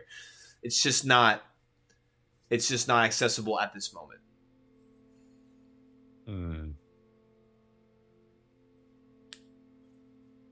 I'm waiting to see if I hear anything. You do not hear anything, but you get this feeling. That's gonna be Oh, it starts playing. Yeah. You hear it playing from my bubble. That's what I'm drinking. As I'm just like, Kevkin, why can't you come in? God damn it! Can't you change the color of the lighting in there? Yeah, it's strobing right now. Can you do that? Strobe. I will say this, for the rule of cool and just to make things easier, because I feel like it's kind of dumb that the spell makes it so people who have to be in it for you to cast it, I will allow they can pass through. You select the creatures and they can pass Party through. Dome. So that way, because it's kind of everybody but Axoff can But it mitigates it a lot. I don't feel like that's very cool. So anyway. Yeah. I think also we use it for more survival purposes, where I think like normally it's not. I don't know how people normally use it, but anyway, that's the new property for that. So you guys can, as long as you like can visually see the creatures you want allocated, then you can do that. So anyway, I'll do that. Yeah. Anything else you guys like to do before going into a night's rest? As the elements around you continue, they don't worsen, thankfully, but they do continue in their kind of onslaught of the snow falling and the wind kind of whipping around, but thankfully, nothing has gotten worse. So, anything you guys would like to do? The only thing I will do is I will briefly open up the book, How to Keep and Uphold the Golden Scale. Okay. And just do a cursory glance, just mostly to see if that's something I want to give Sir Denrick. Okay. So, go ahead and make an investigation check for me. Yeah, I got homework for you, nerd. It's due by 11:59 tonight. Investigation. Yeah, I don't know why you checked. That is a 17. 17. So as you're looking through the book, staying kind of in the closer portion of the front, because that's probably where a lot of your key indicators will be. And it does articulate. It kind of articulates this deity, this entity known as Adonai, also referred to as the Creator, and kind of how this soul deity kind of manifested the universe as you all know it, and the multiple realms of existence. And as you're kind of flipping through it, okay, and then eventually does get to a point where it kind of articulates that Leo Kython, the Archangel of Law and Order, how he was bestowed this charge of sorts to kind of, uphold this domain for Adonai, as the Archangel of Law and Order, also referred to as the Golden Scale. And yeah, and just kind of just thumbing through it briefly and just kind of trying to get a general understanding. You assume, and then just kind of going through some of the tenets and disciplines that it goes over. It does seem to be of a more of a good, lawful, good-sided entity, if I were to put it in an alignment term. It doesn't seem like this entity would detrimentally be like, yo, start murdering orphans or something crazy as shit. It just kind of gives outlines to live, you know, more holy and, you know, more self-serving life, and upholding the law and order, the natural law and order that Adonai kind of bestowed into the universe, and kind of, you know, and it won't get much more into that considering you're just kind of flipping through it. Yeah, I think reading that, I'll see if I could. Yeah, I'll just let it be for the night. Reading that, I'll like make a note that I could give this to Sir Denrick. Okay. And then I'll just let the night be. Sounds good. Are y'all doing watches? I think we should. I think there'll be a conversation hopefully we'll have before we go to bed. But we did just scare off 2 wolves. So there's wolves in the area. Real quick, did y'all set up tents in the exterior of the building or in the building? Because the floor of this building is pretty dilapidated. I mean, you could, if you wanted to, you could probably make shift and find portions and, you know, reseat portions of the floor and stonework to kind of make supports. If you guys wanted to bed down in the actual structure, if that's what you wanted to do. I myself am down. Yeah. Are you taking that corner underneath the overhangs, Virden, or are you going to kind of take somewhere else in the space? I'll take somewhere else. Wherever it's most convenient for other people to set up, I'll set up after. Okay. Sounds How big good. is the tiny hut? It's I think it's 10 foot diameter. Or no, I think it's 10 foot radius. So it's That's like, a 10-foot radius. That's Yeah, a it's- 6-person tent. it can fit 10 foot radius hemisphere. It is not small. It can fit. So, I mean, y'all can finally pile into the dome after being out here for as long as you are. But 10 small 10 medium or smaller creatures can be inside it. Axoff's like, honestly, fuck it, and he goes in as you're like, Yeah. Nice. Only one rule: no fucking rats on the proud. You know. Says that the druid. but yeah, Axoff will be betting with you. I'll No, offer I'll to hang take on first the watch. tent too. I will be betting with my panther and weasel. Okay, Okay. sounds good. Are you gonna be in the party dome or setting up your own tent? I feel like I'd take up too much space in the party dome with all my animals. So It's a big ass space. Like it can fit you guys. hey, all right, if you can, then yeah. Yeah, for sure can. Because if we call the panther even a medium-sized creature, you're still good. Yeah, probably is. Yeah, I think we're all just in there. Then I'll take second watch. Okay. I can take 3rd. Axoff says, I'll take first. Then 4th. I thought Sir Denver was taking first, which is why I said second. Are you taking first, Sir Denrick? Or are you staring longingly? Offered. Oh, okay. Yeah, then Axoff I'm can take off. listening. Can take last. Sounds I'm good. listening for the voices. Oh, you're just sitting there like, Oh, in that case, if he's in the dome, I'll hand him the book. Like I found this inside one of the chambers where trapped and guarded. Figured if you're wearing the armor, it's let me go back to the actual name of it one sec. I have it right here. I'll Don't take tell it. me I'm scared. Yeah, that's a good name. don't tell me I'm scared. Don't tell me I'm scared. Yeah, how to keep it uphold the golden scale. So perhaps it'll help you with whatever Golden scale. journey you're now kind of on with this armor. Yeah. Did I ever pick up? I guess I was sitting there for the conversation of like that's the meaning. I guess that's what the banners were. The armor? Yeah. The Well, armor. so I guess I would connect the banners, the book, and the armor, right? Yeah, I would say it's pretty easy Okay. interpretation, especially since Virden kind of Hmm. to kind of outlined everything he found about the armor. So Interesting. Where did you get this? Get the book? Yeah. Oh, when I teleported into the room, and it sounds like Morello horribly injured himself trying to get in himself. Inside there was several books. The other two seemed like Oh, more yeah. of like just like I remember. entertainment, but this one might be of benefit for you. So It is yeah, it's very useful. I appreciate it. Thank you. no problem. And then I yeah, read. Okay. So I'll as read. And as I'll read too. Read Are- my other I think one. horribly injured is a strong statement. Slightly injured is probably more correct. Well, let me put it this way: if it happened to me, I'd be dead. So. All right.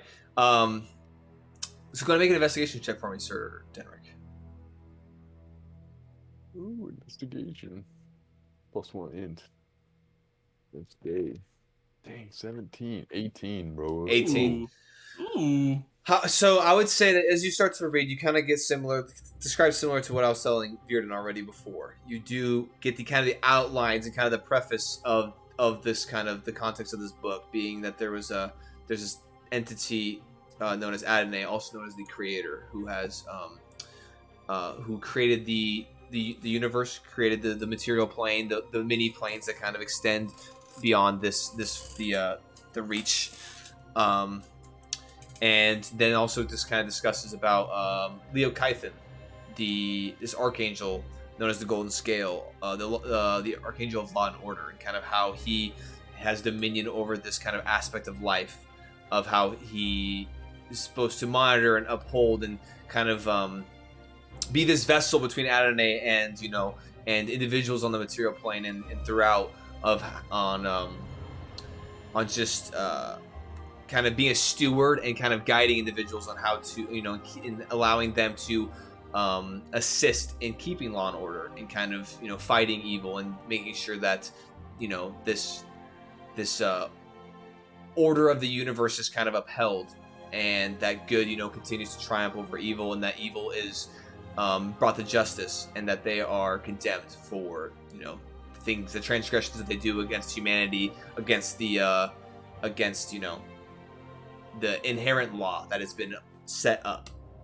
So that is about the extent of what you get in the kind of the beginning. You kind of stop just before kind of where it starts to go into tenets and principles and kind of starts to get into some more of the nitty gritty. You kind of get through the first kind of section of the book. Go ahead and make a perception check with disadvantage as you're reading, but you're also first on watch.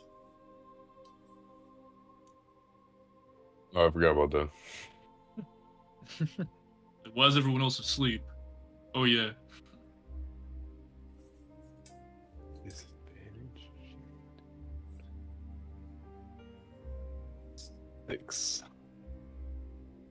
6. Okay. Yeah, as you're reading, before you too long, a couple hours goes by and you're like, oh shit, I guess my watch is over. So you go ahead and wake up the next, which would be Virden. Alright. All right, Virden. I'll wake him up. Oh, good. He wakes you up. Go ahead and make your perception checks. Go to kind of expedite this a little bit. Yeah. I'll have a boulder flying overhead and I'll jump in and out of. Okay. His fucking brain. Go ahead and make it with a straight roll because you are visually looking around and the heavy snow does put it with disadvantage. So it'd be a straight roll.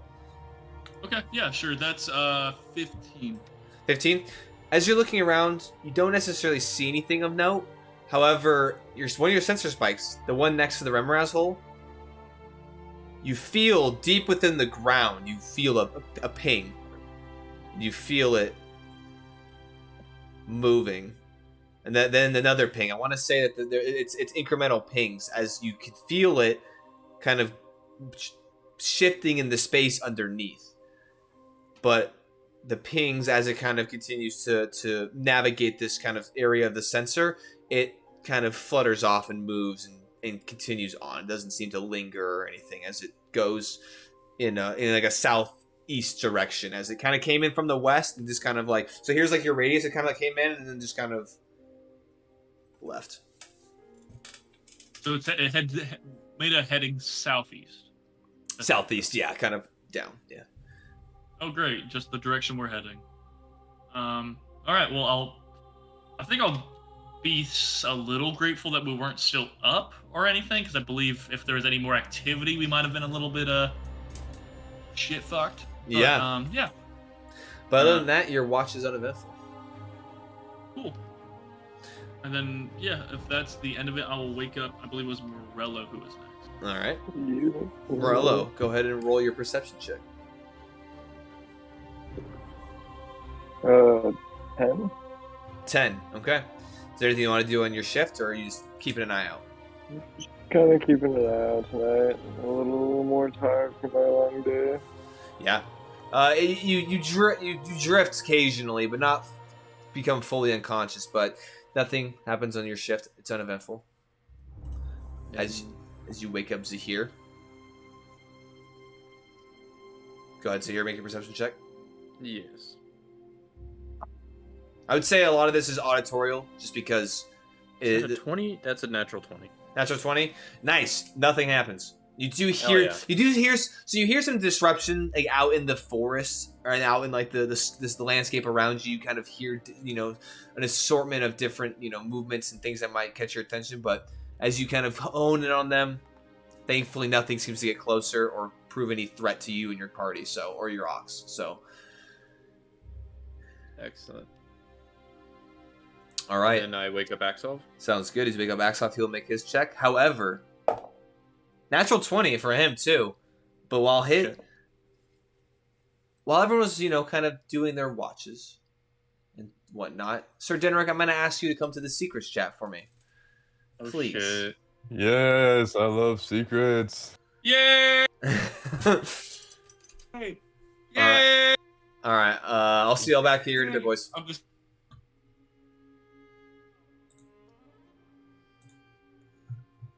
Ooh, I think I will. Let me go ahead and turn on my stuff here. Wow, my camera is so dark, I think. Let me go ahead and pop this out. All right, go ahead and turn on your camera again. Would you please?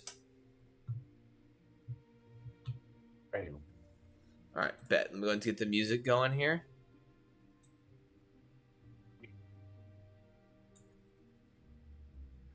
All right, let me go and hit this.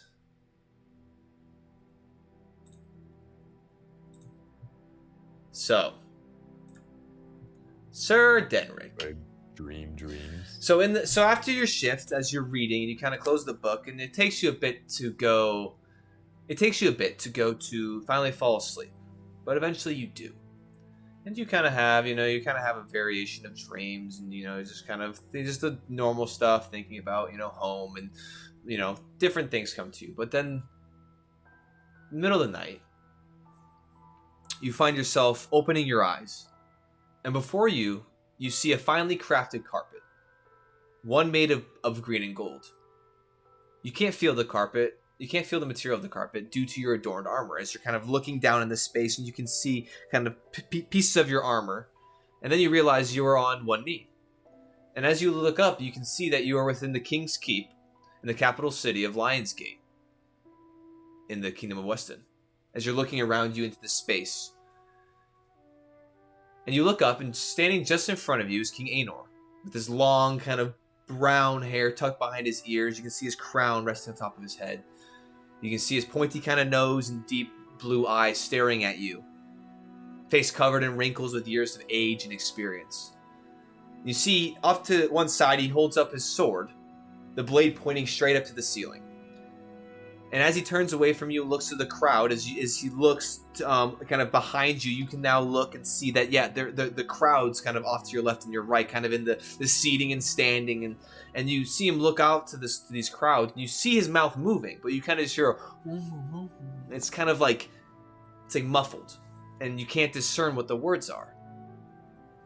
And a moment of this goes by, you're trying to like kind of understand and encapsulate like what's exactly going on. And then you realize that these are the moments just before King Aenor rested his blade on both of your armored shoulders, signifying your charge and bestowing the title of knight upon you. As you kind of realize what this kind of vision and kind of dreamscape that you're in, King Aenor finishes what he was saying, and as he turns and faces you once more, you instinctually look back down to the ground towards that carpet that you initially saw that kind of brought you into this space. And as you look down, you're kind of, you're grinning as you're reliving this momentous day once again, as this was a very pivotal kind of time in your life. However, as a handful of moments go by, and no blade rests on your shoulder, kind of giving you your knighthood, you then hear a voice call out, Sir Denric, look up and face me, child. Look up.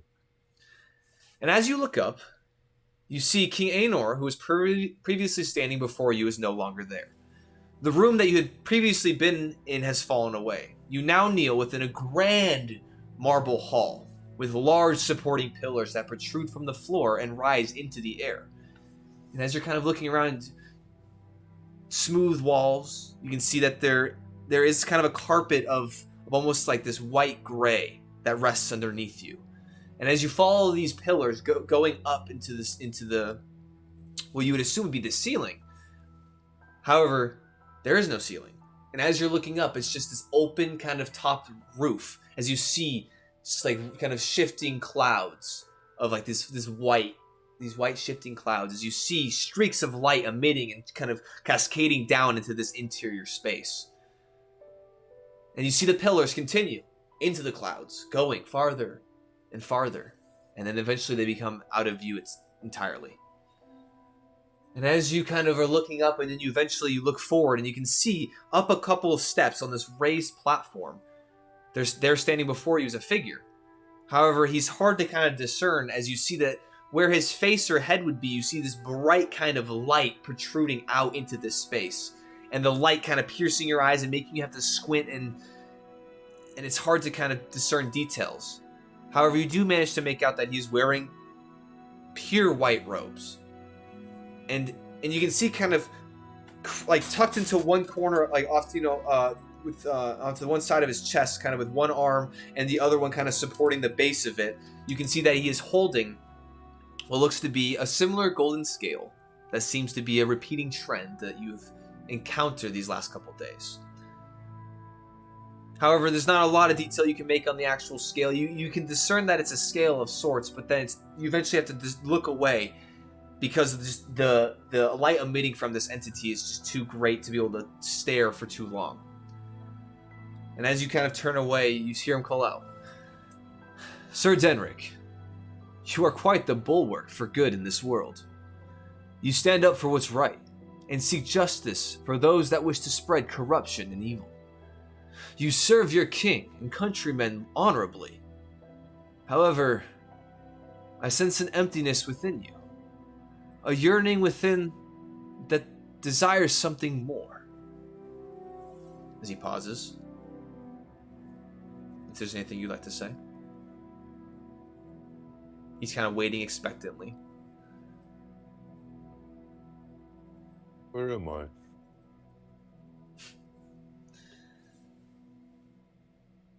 Well, you haven't really gone anywhere, but more projection. You are through a vision, kind of your vision's being projected into just a glimpse of a different realm or plane of existence, as you mortals like to call them.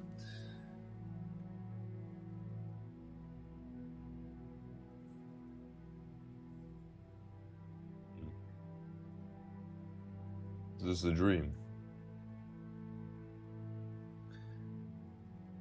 I wouldn't necessarily say a dream. I would say more of a communion, as I've kind of brought you into a space where me and you can discuss. Which, speaking of which, I'm Leo Kythin, bestowed by the Creator himself to be Archangel of Law and Order. I'm also referred to as the Golden Scale. I ensure that order and justice is maintained within the many realms of existence. Not like kneeling, am I? Am I standing there? No, you never shifted from your kneeling position. You can remain kneeling. You can freely move if you'd like. I'm gonna stand up. I'm gonna kind of like look at my hands, and I guess may I approach closer? I will say, as you look down and look at your hands, you are wearing the armor that you donned previously. As you kind of look down, you can see it on you, but as you say this, yes, child, that is fine. As you then I walk closer. As you step up the couple steps up, you can hear like the hard kind of metallic boots kind of echoing across this kind of large and expansive chamber. And as you swore an oath. Oh. Okay. No, go ahead. I swore an oath to the crown, and I would never dream of forsaking it. But when I took the oath,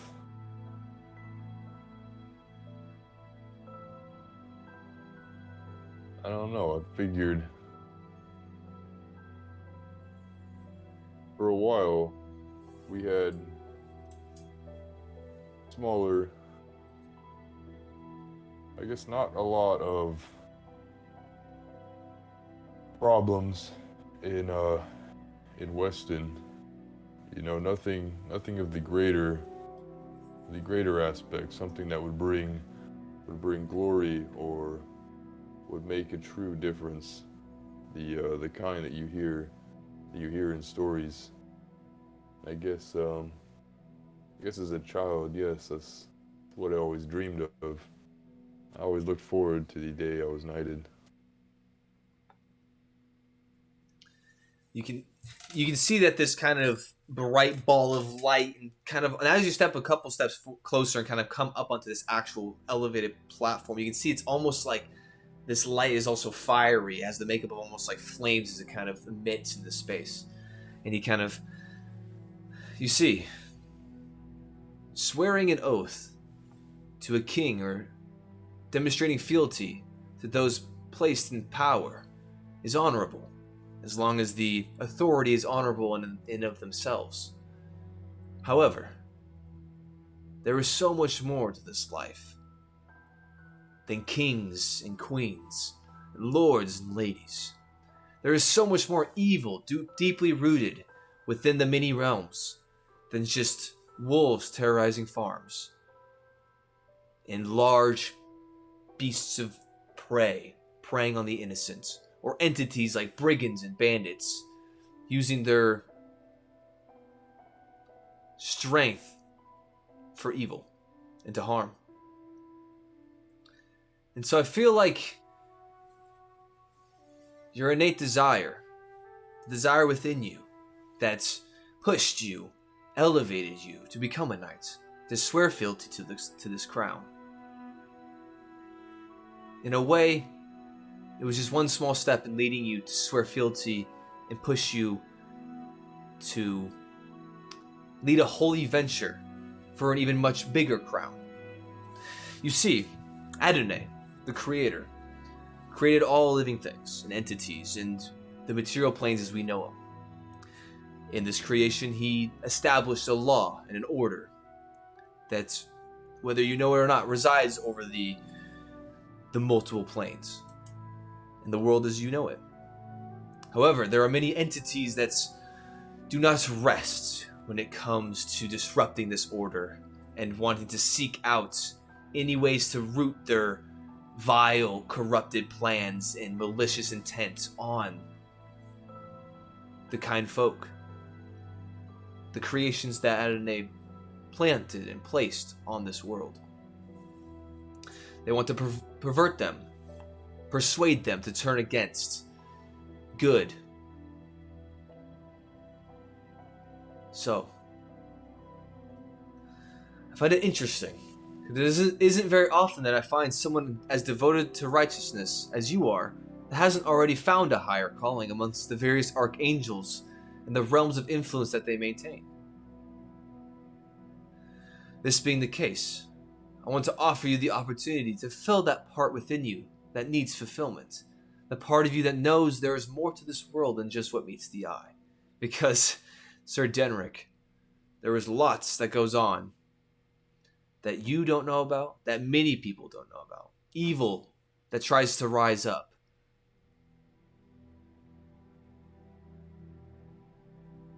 So,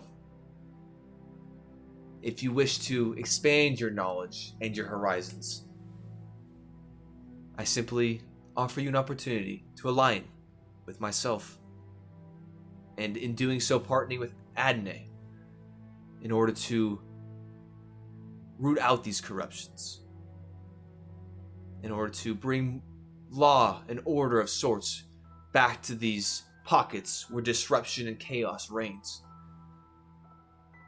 And he kind of, at this point, kind of holds out the scale kind of up in front of him, as you're now probably still about 5 to 6 feet back as you're standing in front of him.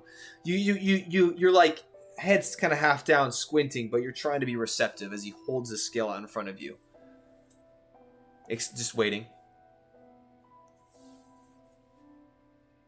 Must I forsake my oath to my people? No. If anything, taking upon this oath does more for their people. It puts you in better positions in order to help those less fortunate and less well off. I will guide you into dark places in this world that harbor evil entities so that you might snuff them out before they can bring harm and danger to the good people, the common people, those that just want nothing more than to live peacefully. And I will take this oath. And as you say this, he his arms were kind of bent with the scale as he then fully extends it. Okay. As you reach out, yeah, and you grab it and you kind of like do a test to like kind of like pull back a little bit, and he doesn't release it. And as you kind of clasp your arms onto it, so the choice has been made. Excellent. Well, how do I want to say this? Prove to me. Make your way to Snowstone. Accomplish what you've already set out to do in making your way to the east. For underneath Snowstone, there is evil afoot. Make your way there. Continue to delve amongst the tome that you have found amongst your elvish friend. Within it is outlined the tenets and disciplines that a paladin of the Golden Scale upholds and stands for. Delve within its pages. Learn what it means to be charged to a higher power. Do this, and I'll make myself known to you once more. And as you kind of sit there holding the scale, you kind of close your eyes, and then it all just kind of fades. As it all kind of just, as you close your eyes one last time and you open it up, you're opening your eyes to Axoff. Kind of, all right, everyone, it's time to go. It seems that morning has has come once again, as now you are back in your space within the dome that Virgin has, cast around you. Okay. All right, we'll go ahead and make our way back into the chat, man. Alrighty. Let's go ahead and jump back into these other goobers. Let's go ahead and pull this up. We'll go ahead. Alright. Yo, I just realized that my camera honestly looks like kind of doo-doo for you guys. My camera for the stream looks good, but my camera for y'all, it's like all kind of wacko. We know what you look like. Yeah, it's true. Yeah. I just been assuming you've been Twitch streaming to McDonald's. Yeah. They actually got some bookshelves. All right. So as we come to as the group all collectively now at this point, as Axov, you hear him kind of call out, All right. The sun, well, it's trying to shine, but I mean, it's pretty close to dawn. So, and he kind of just starts to rouse everyone from their slumber. I arouse from my slumber. Sounds good. And long rest. Yeah, as you guys come to, everyone has gotten the benefits of a long rest. Dang, you guys wouldn't even know, dude. I speed ran a dungeon, dude. Nice. I believe it. Yeah, dude. First things first, I would like to get a rain check on the omens for the day. Okay, sounds good. Do your thing. Check. I will go off to the side and consult my star map. Okay, sounds good. I will say for everybody last night, take half days rations. I forgot to say that, except for you, Virden, who ate your bug. So everyone's gonna take half days. Did I find the bug tasty? Did you try it? Because if you tried it, then it was bad. I tried it. Yeah, if it wasn't terrible. Yeah. And if you wanted to eat that instead of your own rations, that is perfectly fine. I wouldn't go that far, but yes. Okay, so everyone take half these rations except for Virden, and then if you're gonna finish off in the morning, then you're still good, Virden, and then everyone else take another half day. So 1 whole day's rations. Go ahead and exit out, which will catch you all back up to speed here for the dawning of this new day. And then I'll feed Benny as well. Yep, sounds good. Is Captain back to full health? Yeah, all the ox, they're all good. Yeah, they are all with the assisting of the healing spells. They are the wounds kind of scabbed over and just kind of scarred over, and so they are kind of back up to full health. So, all right. So I will say, as you all come to, and you all are kind of getting yourself situated, as you are in this dilapidated building, you see that the snowfall and the wind have sadly not let up. They are fairly consistent as they were last night. However, you are all rested and now at least capable of taking on anything that might, come your way. Got you. Excellent. Shall we venture onwards and start making our way to the area before the lake?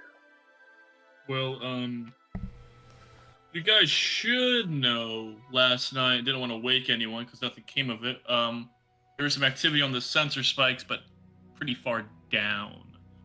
So it seems like there's some remorazes heading to the, best I can figure, to the southeast at some point last night. I don't think they bothered to notice us because we weren't really moving or doing nothing, but that's something to be aware of as we travel. Also... Same direction. The same direction we're heading. Seems like it, yeah. We shall finish the job.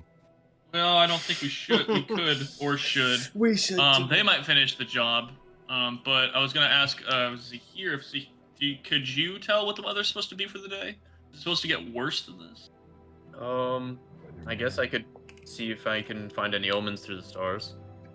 Make a nature check. Can I do it with survival? Yeah, you can do a survival. Alright. Surviving nature check. Yeah, yeah. Will we survive? Just straight roll, right? Yep. Yeah, 16. 16. Honestly, with kind of how overcast it is and how kind of already difficult it is to kind of look up and see through the intensity of the snow and the wind, yeah, I would say that. I mean, it could definitely get worse. You're assuming that's probably going to get worse, especially basing it off of what the druids had said as well. It's probably going to get worse before it gets better. But as of right now, it stands where it's at, which Axtov at this point is going to be like, honestly, I think that's I mean, it's not ideal, but I feel like we could still make some proper headway at least today, as long as the weather holds out. And I mean, if we just keep sticking around here too long, then I just think our situation is only going to get worse. And so we're just going to continue to bleed ourselves of resources. And I mean, we already saw this was a hot spot for some of the. I mean, you even mentioned last night, Viridin, that something was kind of skulking underneath. So I think we should probably get to move on. Right. Yeah, sure. I mean, I will say that if I'd rather be caught here where we're at in a blizzard than out without proper shelter in a blizzard. But I understand we probably don't want to hang out here too much longer, so sure, we can get moving. That's what we. How big is the sled? It's about like 3 to 4 feet wide, and it's probably about like 7 to 8 feet long, and you can even see that it's constructed pretty. Big ass sled. Yeah, it's constructed relatively crudely, in the sense of like the materials and how it was made, but it does look hardy. And you can see that in like there's a space for you to actually like step up and like ride it and like hold on to it, but then like the kind of the like front 2/3 of it almost have this like kind of raised kind of section, almost like a basket looking kind of portion where you can set all of your different pieces of gear and things that you have with you. Could we fashion a roof on it? I mean, I guess you could take your tent when you're not using it and kind of set it up. Han. So sled isn't flat; it has no walls. Well, it has like towards the front of it, it has like a built-in kind of compartment, kind of basket thing towards the front, but it has no like the whole thing is not. Okay. Yeah, it is. I don't know why I was thinking of Santa's sleigh. Yeah, no, it's like you put a roof on it and then y'all just climb in a blizzard. Oh, there you go. Okay. All right. But honestly, I don't want to be the. I mean, y'all. I mean, I hate to say it, but some of y'all blame me for things, and I don't want to be the one to be blamed once again for having us all trapped out in the blizzard. So if we're going to hunker down again, then I say, I mean, if that's what the group wants to do, but I feel like, I mean, we can hunker down here, but I feel like we're not going to be necessarily any safer from the, like maybe from the elements, but not necessarily the denizens. The only way we can truly get safer from the actual creatures of this land is to get to Snowstone and get within the actual walls. That's, Do you think we should push ourselves as hard as possible to get to the next location before we maybe feel the worst of it? So with my mapping out of the destinations, we're at about mile 80, and I want to say that the frozen lakes at about, let me just pull it up, as he kind of pulls out like a piece of parchment that he has. He says, "Let me pull it up." Yeah, as he pulls out the piece of parchment, it's about 135 miles, give or take, to our end of the frozen lake, and so we're not going to necessarily get there any shorter than 2 days. But I mean, if we want to honestly take extra time tonight and continue to trudge on, I'm here for it. But I mean, your dome, Viridin, it definitely is beneficial when it comes to repelling the elements. The biggest thing is obviously the Ox are not out of the exposure, but I feel like, I mean, they're hardy animals. They live here, and so they're at least accustomed to that. So, well, sure, we can risk it as best we can there. I think with the dome we will be okay. I think the longer we stay out here, we've already experienced much of what the Frost Trail has to offer, and I think we should get as quick as we can to Snowstone. Yes, running into a few of the denizens here would not be a pleasant experience. Running into them once was already, I guess, awful enough. But if we're gonna leave, then I guess let's do what we can. I guess I'll set up Kavkin to pull Sir Denric, since I normally hang out in the back anyways, if that's alright with you. Unless you want to be further ahead. That's fair enough. I can watch the rear. I have. Yeah, you could turn around and just play a lute, I suppose. I have nothing better to do. Sure.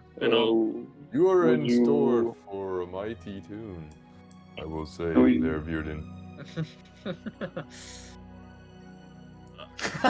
Yeah, Sir Denric will just be laying on his back playing. Just looking up, just catching snowflakes like a little bastard. Do you think it will be more effective form to be hooked up to two of us instead of just the one, so one person isn't carrying double the weight? Well, my concern is traveling to a side on the Frost Trail might not be possible. That is.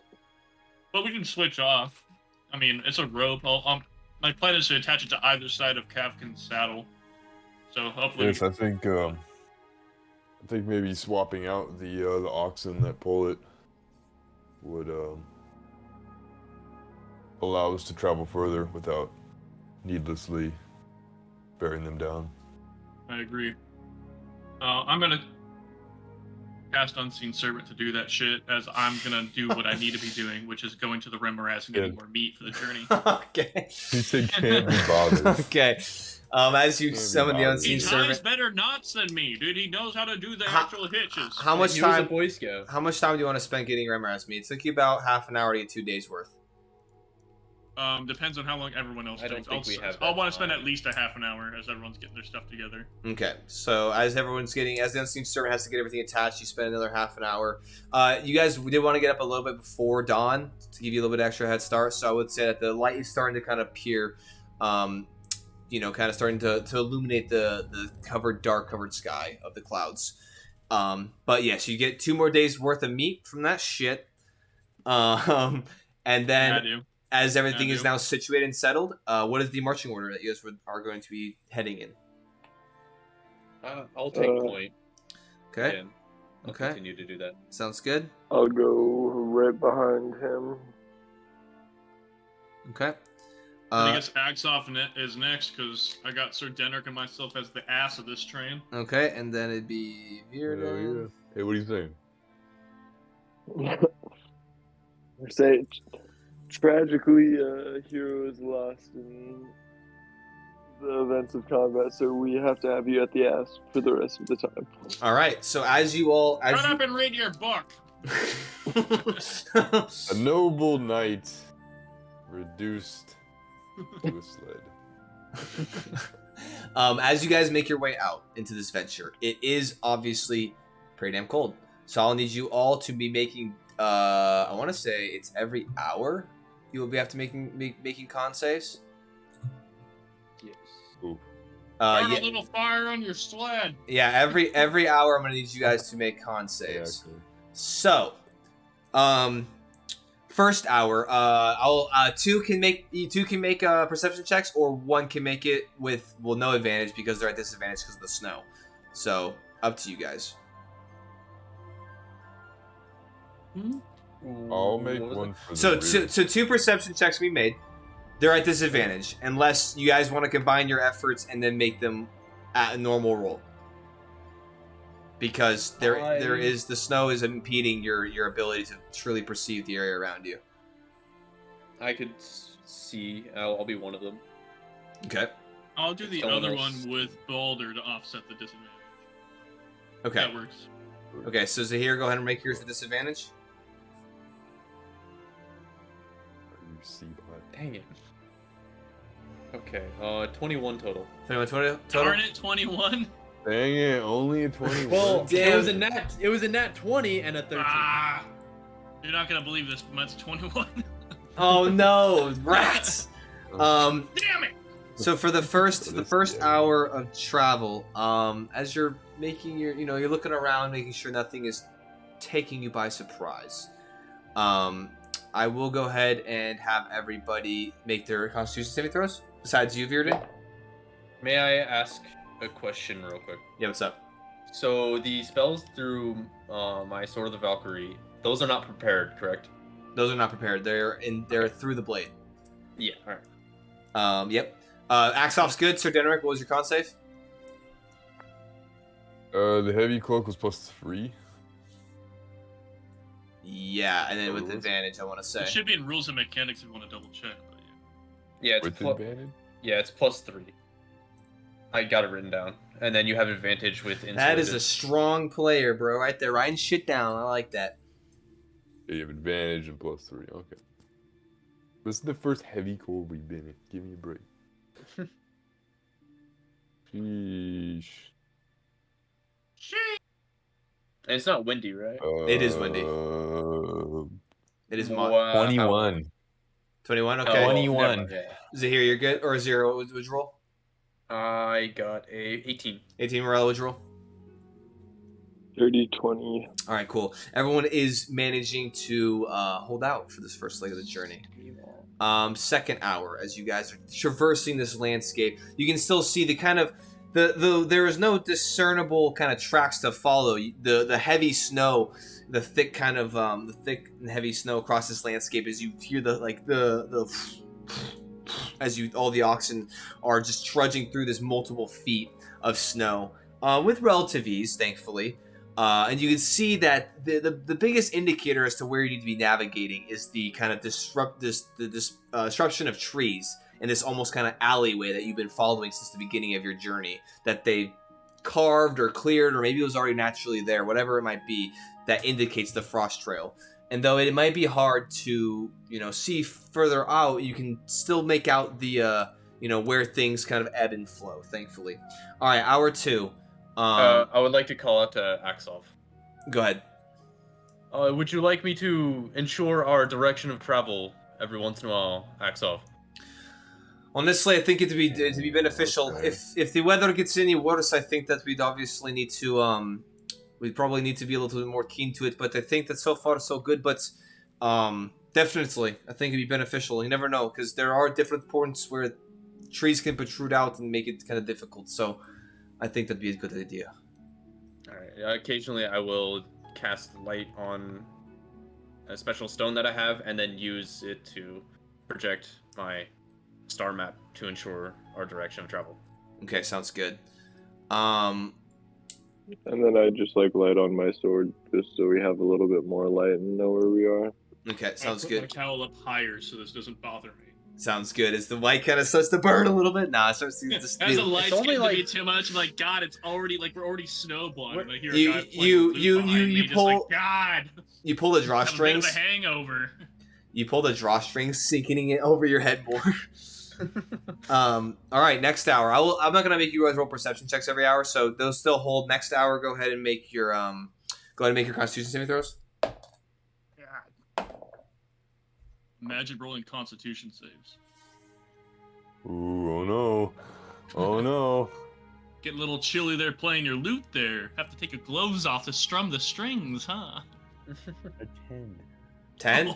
Oh no. Thankfully, 21. that is what you needed. 21 total. 21 sounds good, Morello. Oh, 21 as well for me. All right. My magic items don't let me cast spells, but my magic items sure as hell keep me rolling less. And that's what we really need.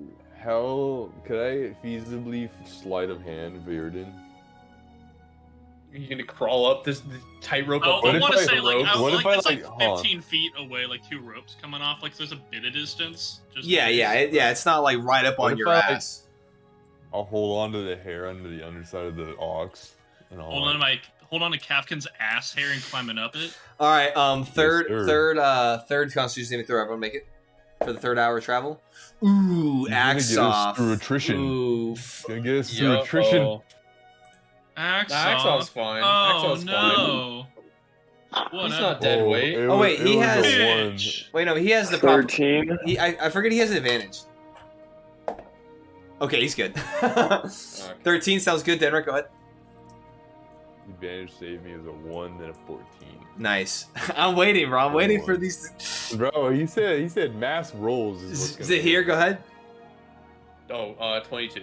All right. Everyone, thankfully, is so far so good. 4th hour, this will be the last hour your perception checks encompass.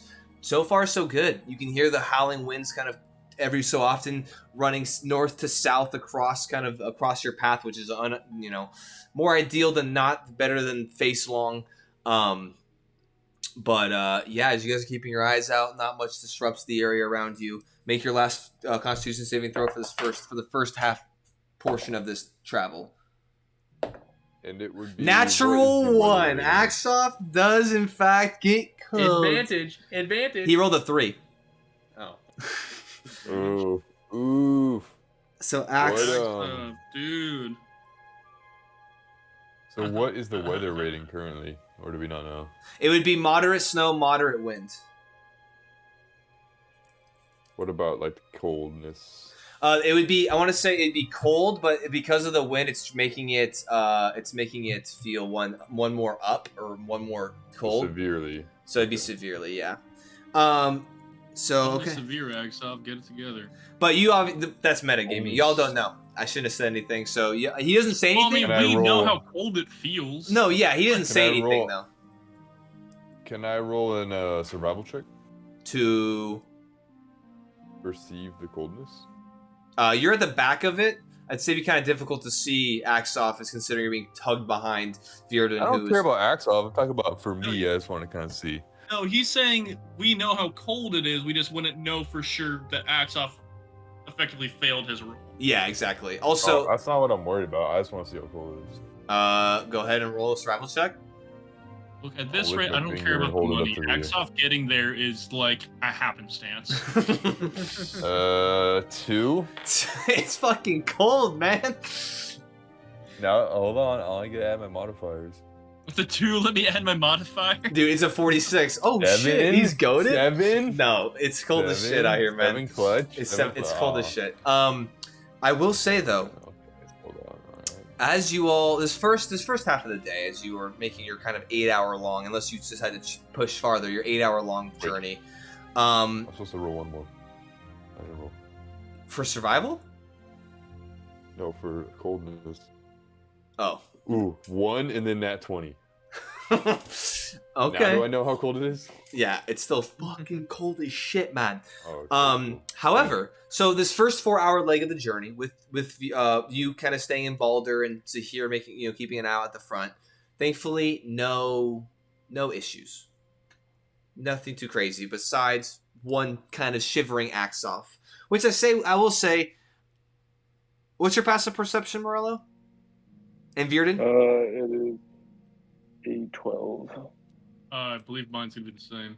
No, mine's 14. Okay, I would say with a 14, especially since you're sitting behind him, you can definitely tell Axoff's he's been pulling, trying to pull his cloak over himself more. You see him trying to kind of bundle up, and you can definitely see his shoulders kind of slightly shivering as he's in front of you, not doing so hot. But it's up to you on whether you would like to do anything about that. I know a little message to him. How are you holding up there? Honestly, not very good. It's fucking cold, but I don't want to slow down our progression, so it is what it is. I'll warm up tonight. That'll be all right so far. So far, so good, at the very least. As you kind of see him kind of cough, and then you can see the plumes of kind of the warm breath kind of emit, kind of and dissipate to the to the sides of his face. Oh yes, hypothermia is a thing. Forgot. That's what I did.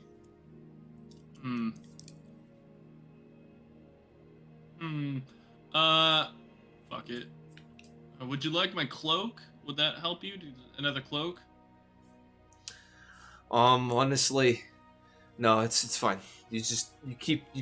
I'll be alright. It's okay, fine, so here's the thing. It's either you're fine, and then we have to bury you because you weren't actually fine, or you're actually fine. So, which one is it? Honestly, Because, I appreciate you being strong. That's if it gets worse, we can stop and maybe take a little bit to warm up. But for now, Okay. I'll be alright. All right, sounds good. Just let me know.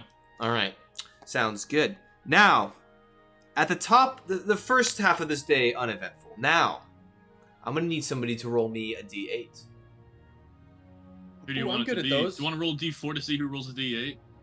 Yeah, let's do Yeah. it. I call 3. I call 3. Universally, yes. 3. 1.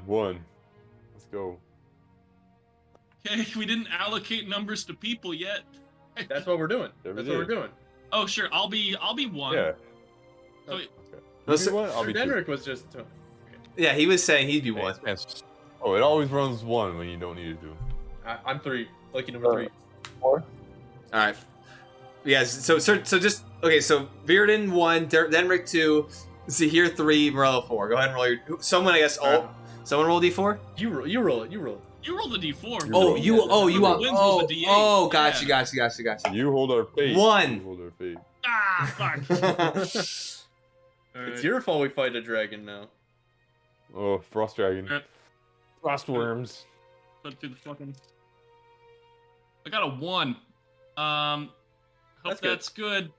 Lowest Okay. number is So, the easiest monster. with a 1, as this first half of the day kind of carries on, and it's the weather is staying relatively consistent. However, as you get to the later half of the day, the snow starts to fall even heavier, which is kind of intense because it is already falling pretty good, and it is now just large flakes dumping. However, the wind also starts whipping up, and instead of the large gusts pretty frequently, it is now almost like a continuous, just cold onslaught of the wind from north to south, just and the snow like flurrying just almost sideways as it cuts across this space. As you guys are now, it is incredibly difficult to see, and as you're trying to look through and you're trying to just discern the path onward and just kind of you try to bury yourself in your clothes to stay warm, it is now the conditions have gotten worse. It is now strong wind and it is now heavy snow. So at this point, we are now in the 5th hour of travel. If you need to refer to what the winds are indicating, or what the status effects of these current conditions are, you can reference that. However, Strong wind. I guess I could read them out real quick. So strong wind, the effects moves up 2 categories of cold. So instead of being severely cold, we're now extremely cold. So DC con save. I won't. Okay, I'm gonna actually increase. I'm gonna make it every hour still because holy shit, I'm not gonna have you guys roll 5 million times. But the DC is gonna be higher for this now. Sure. And so it's extremely cold. Strong winds, disadvantage on ranged weapon attack rolls, disadvantage on wisdom perception checks that rely on hearing, extinguishes most open flames, disperses fog. Flying by non-magical means is impossible. Most flying creatures must land by the end of their turn or fall. They also cause snow to obscure vision, imposing disadvantage on wisdom perception checks. Heavy snow, disadvantage on perception checks, disadvantage on survival checks, advantage on stealth checks at least. Range attacks made at a target beyond 40 feet are at disadvantage. So that is where everything lies. So, who would like to make their perception checks with disadvantage? Oh boy, I do. You can do it again unless someone else wants to. Does someone else have a higher perception?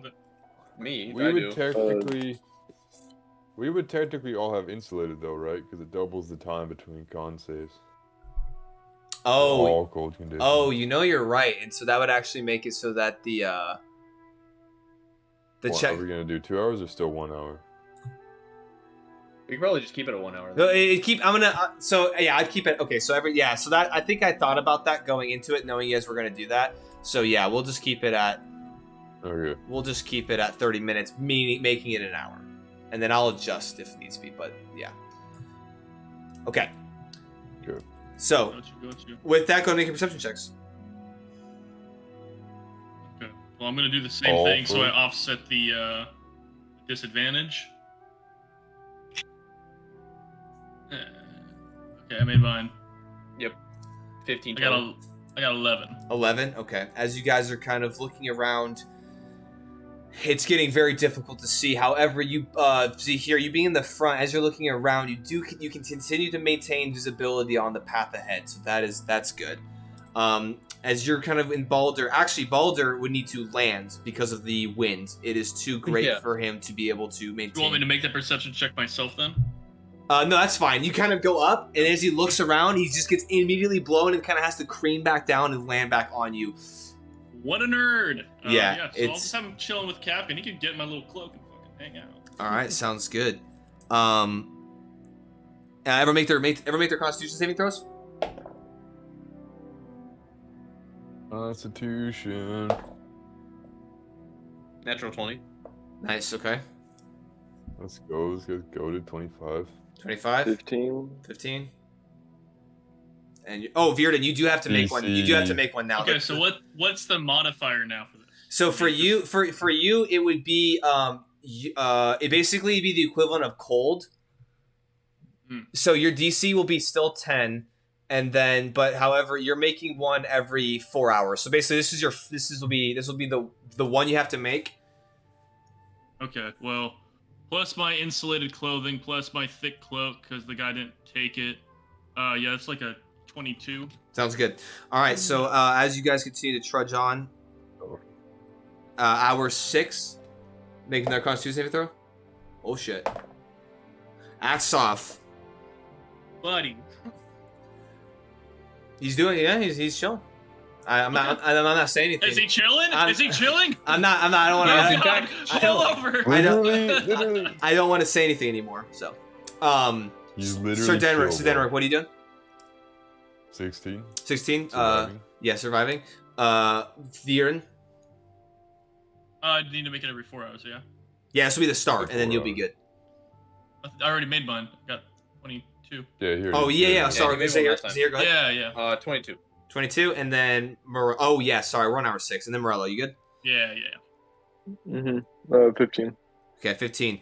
However, Virden, with your passive perception, as after the first hour has gone by, now you're kind of into the second hour of this new storm passing through. It is getting. You can see Axoff is now at this point shivering much greater than he was before, and you can see he's kind of using his hands, trying to breathe on his hands. You can see him going up to his face, and you can see him look back to you and looks at you like kind of like dead in the eyes and says, "I'm not honestly doing so good anymore. It's definitely setting in pretty heavily for me, but I mean, You want to keep going, or do we need? Because if we need to stop, we need to stop. I don't want to. All right. I don't want to stop, honestly. I think I'll be. You can see that he's chattering. Like, I think I'll honestly be over it, but it's fine. Let's just keep going, and if it gets any. How far are Am I hearing this? It is so loud that like it is just like proximity. Since you have Morello between you, you can't hear. And how close is he to me? Am I hearing them? Make a perception check with disadvantage, Morello. You're about he's yelling towards you, Virden. You're probably about like 10 feet gap, but he's like kind of awesome. He's like kind of yelling out to you. I'm like, hey, 1 minute, and I'll sit down Kafkin I sit down Balder on Kafkin. I'm like, 1 minute, and I'll blink over to his little wailing ox, like, hey, buddy, 1 sec, and I'm gonna use prestidigitation to warm up a cup of water and make it taste like spider insides. What the fuck? I'm like, this little that's a little family comfort, but this will warm you up. It's just prestidigitation, just warming the water essentially, but it's warm. Coke, Dr. Pepper, spiders. Yeah. Dr. Pepper, spiders. Dr. Pepper, Spider-Man edition. You chill warmer flavor up to 1 cubic foot of non-living material for an hour. So if I have to choose between flavoring it and warming it, then warming it. I would say you have to choose between warming it and flavoring it. Well, I hope there was some spider left in the cup, I guess, but I'll just pour some a brimming glass of spiders. Sounds good. As you pass the cup over, he takes it. Morello, what was your perception check? 14. 14. You do hear the conversation occurring behind you. You don't really necessarily. It's kind of hard to tell, but you do see now, Axoff like shivering and kind of taking this cup from Bearden as he is. He did not like that. And he did not. yeah, like he's that. He blew away. Morello looks back, says that's great, and continues. Oh, he's back. But yeah. Yeah. Can I roll to perceive? Or am I too far? 15 feet? You're in a U-Haul behind my Dude, car. no, yeah, you're I want to too hear. far. I want to hear. Well, you see him disappear from his mount. All right, so. And then I'll return to Kafkin if I can, just like hop off to the side to get back on Kafkin. I'd like to do that, or is the snow gonna be too deep for that? I mean, you're like. Call for us. Yeah, that's fine. As long as I can just get back on. Make an acrobatics check as he was kind of walking forward. Can I perception that? I'm an acrobatic guy. I do the acrobatics. No, I'm not an acrobatic guy, but that's still 16. 16? Yeah, you get back up on the saddle without issue. Yeah. And so at this point, I wipe the snow off of Balder and put it back under my little. So at this point, I will say it is now hour 8. It would be the last normal hour of travel. Ever make their last Constitution saving throw?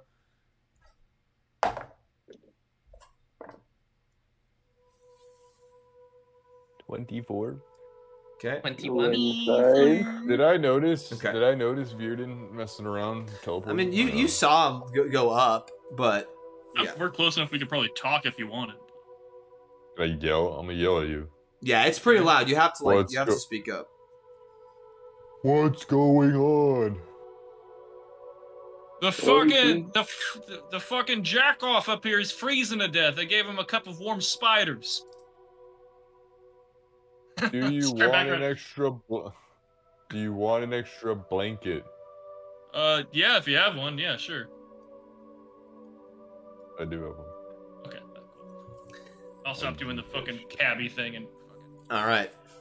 Yeah. But if that works, can I give the blanket to Axoff?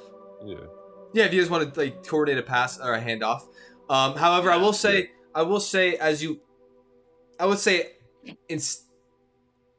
Zahir stops the group. Zahir, you knowing that you're an hour 8 at this point.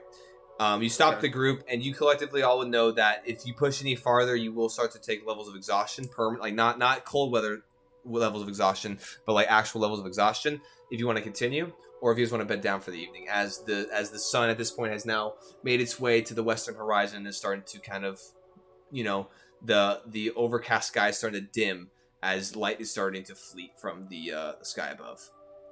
I'm gonna keep going. I have no issues. You're not getting tired at all. No, I'm good. But if we should probably if we could find a better place, like shelter-wise, that'd be very ideal. Did you notice anything on the ways here? I didn't see shit. I didn't notice anything good, but you have your hut.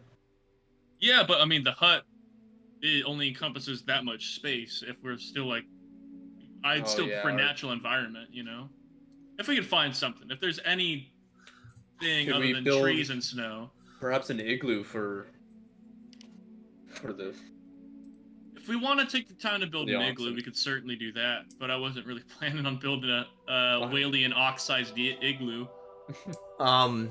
Axoff will call out. At this point, you guys are you guys almost collectively gathered together to kind of discuss this. Axoff is like actively shaking. The cup is now obviously out of the warm water, but I don't know what you put in there, but that shit tasted like fucking disgusting. Yeah, that tastes like insect little. I don't know what necessarily insects taste like, but it was gross. Here, he hands you back your cup. Here's your cup back, but they put a shit in warm water. Honestly, I don't have necessarily any issues with stopping, it's so fucking cold, with continuing on. I just need to, we think we should take like half an hour to an hour of actually, getting maybe a fire going, or at least warming up in the hut that you can make via dinner or something. He's kind of shivering. We could do the hut. The hut's about a 6 hour or 8 hour deal, but yeah, we could do that if we want. I guess, yeah, fire. It's whatever we want to do. We can do fire. I can pop up the hut for a while, but normally if I'm popping up the hut, that's just where I'm crashing for the night. But we can just do that if we want to stay inside. The fire, the oxens, I guess they seem like they're doing fine, so they don't seem bothered. Make a animal handling check. Make an insight check. Sorry, insight check. That's a better check for me to have to make now. That is a dirty 20. Dirty 20. As you're looking at them, you can it's hard. I mean, it's kind of hard to read necessarily the comfortability of a creature per se. However, with that 20 insight check, you do see as you guys are stopped, they do kind of start to huddle even closer together and do kind of almost create this little mashed group together to kind of like and consolidate warmth. However, they don't seem like they're freezing to death by any means. It's probably cold for them, but their thick coats are they're holding up. If we could find at least something like as a windbreak for these guys, that'd be good. Like either a more dense bluff of trees or something. Yeah, on the if someone wants to look for a spot to bed down or to get cover for these for your oxen, you can make a survival check or a perception check with disadvantage. Sadly, both are at disadvantage. Could I use warding wind and then blow the snow out of my way as I would search? What's the proximity on that? Because I feel like all you're gonna do is disperse it, but you're still gonna make a flurry around you, and it's still all encompassing around you. Sadly. I guess I'll find the location and then blow it out. Well, you have to find the location. That's what you're looking for right now. Yeah. Okay. Yeah. I'll do that. Okay. Does anyone else want to do the survival or perception check? That is 19. Okay. Nope. Sounds like you're up. Okay, then I'll run it. I'll do a perception because that's gonna be far better for me. So that's dog shit. Let's see if it gets worse. It doesn't. It doesn't get worse than that. That is still it's a 10. 10. Okay, so as you're looking around, it's just so the sideways density of the snow is very difficult for you to be able to kind of discern around you. However, Zahir, you kind of having keen eyes and looking around and being a little more naturally attuned, you do manage to kind of hop off your mount and kind of just at least do like a quick kind of passing glance around the area, and you can discern kind of off to the southern portion of the pathway. You do find what looks to be almost this kind of like bowl shape. Kind of this, you can see that the terrain kind of elevates up. Kind of there's different like this kind of large kind of elevation up of space, and then you can see it kind of dips back down. And as you kind of investigate this, it's probably about 50-60 feet off the road. As you go and investigate it, you have to like kind of clamber up, and as you come up onto this hill, you can see that it's generating this like kind of half dome kind of bowl as this kind of raised hill kind of comes up and then jets back down. Not super significant, but there are trees on top of this kind of space to kind of help deflect the wind as well. And even you just kind of walking down here, it definitely helps and it'll be more beneficial. And thankfully, it being on the southern portion and this kind of raised area in its location, it is kind of deflecting the north to south winds as they come over. And you can also see like the wind is also picking up and kind of creating this almost like frosty kind of mist as the wind kind of goes across the landscape. And you know how like when the dunes in the desert, when the wind kind of creates different patterns and kind of shifts the sand, it's kind of similar to this environment. But yeah, we'll go ahead and as you guys go ahead and all make your way over there, do you want to use warding wind now to kind of generate, kind of clear out the space some? Yeah, I'll do that. Okay, sounds good. So as you go ahead and cast the spell, and the wind, you can kind of control some of this wind around you. You start to disperse some of the deep snow around to try to give you a little bit more solid ground, kind of give the oxen a place to be able to kind of get out of the elements. But I will say, as you guys are you going to cast the tiny hut there, Bearden? Yes, I will. Once I make sure the oxen are all good, I'll set up the tiny hut wherever it needs to be, preferably in an area that you warding wind. Okay, sounds good. So as the oxen are all kind of set up, they're kind of on this kind of inside this kind of bowl-ish kind of divot past this hill. You go ahead and cast the tiny hut, and everyone goes ahead and kind of piles in to kind of regain some of their the feeling within their hands and feet. And I mean, none of you succumb to the cold significantly, thankfully, from your constitution. However, it is still cold, and it definitely feels good to get out of the elements and warm up for a bit. Which, as you all are kind of in this space, as you see, as Axoff slowly over the course of some minutes starts to kind of get control back over his body, we will go ahead and end tonight's session there, as we kind of before we go too late, and we can kind of continue this journey and this venture next time. So. All right. But yeah, so we appreciate everyone who tuned in and everyone for watching. Of course, as usual, we appreciate the you hanging out with us. We hope that you have a fantastic rest of your evening, and we will see you next Thursday. Hopefully, we'll see you next Thursday. And yeah, y'all take it easy.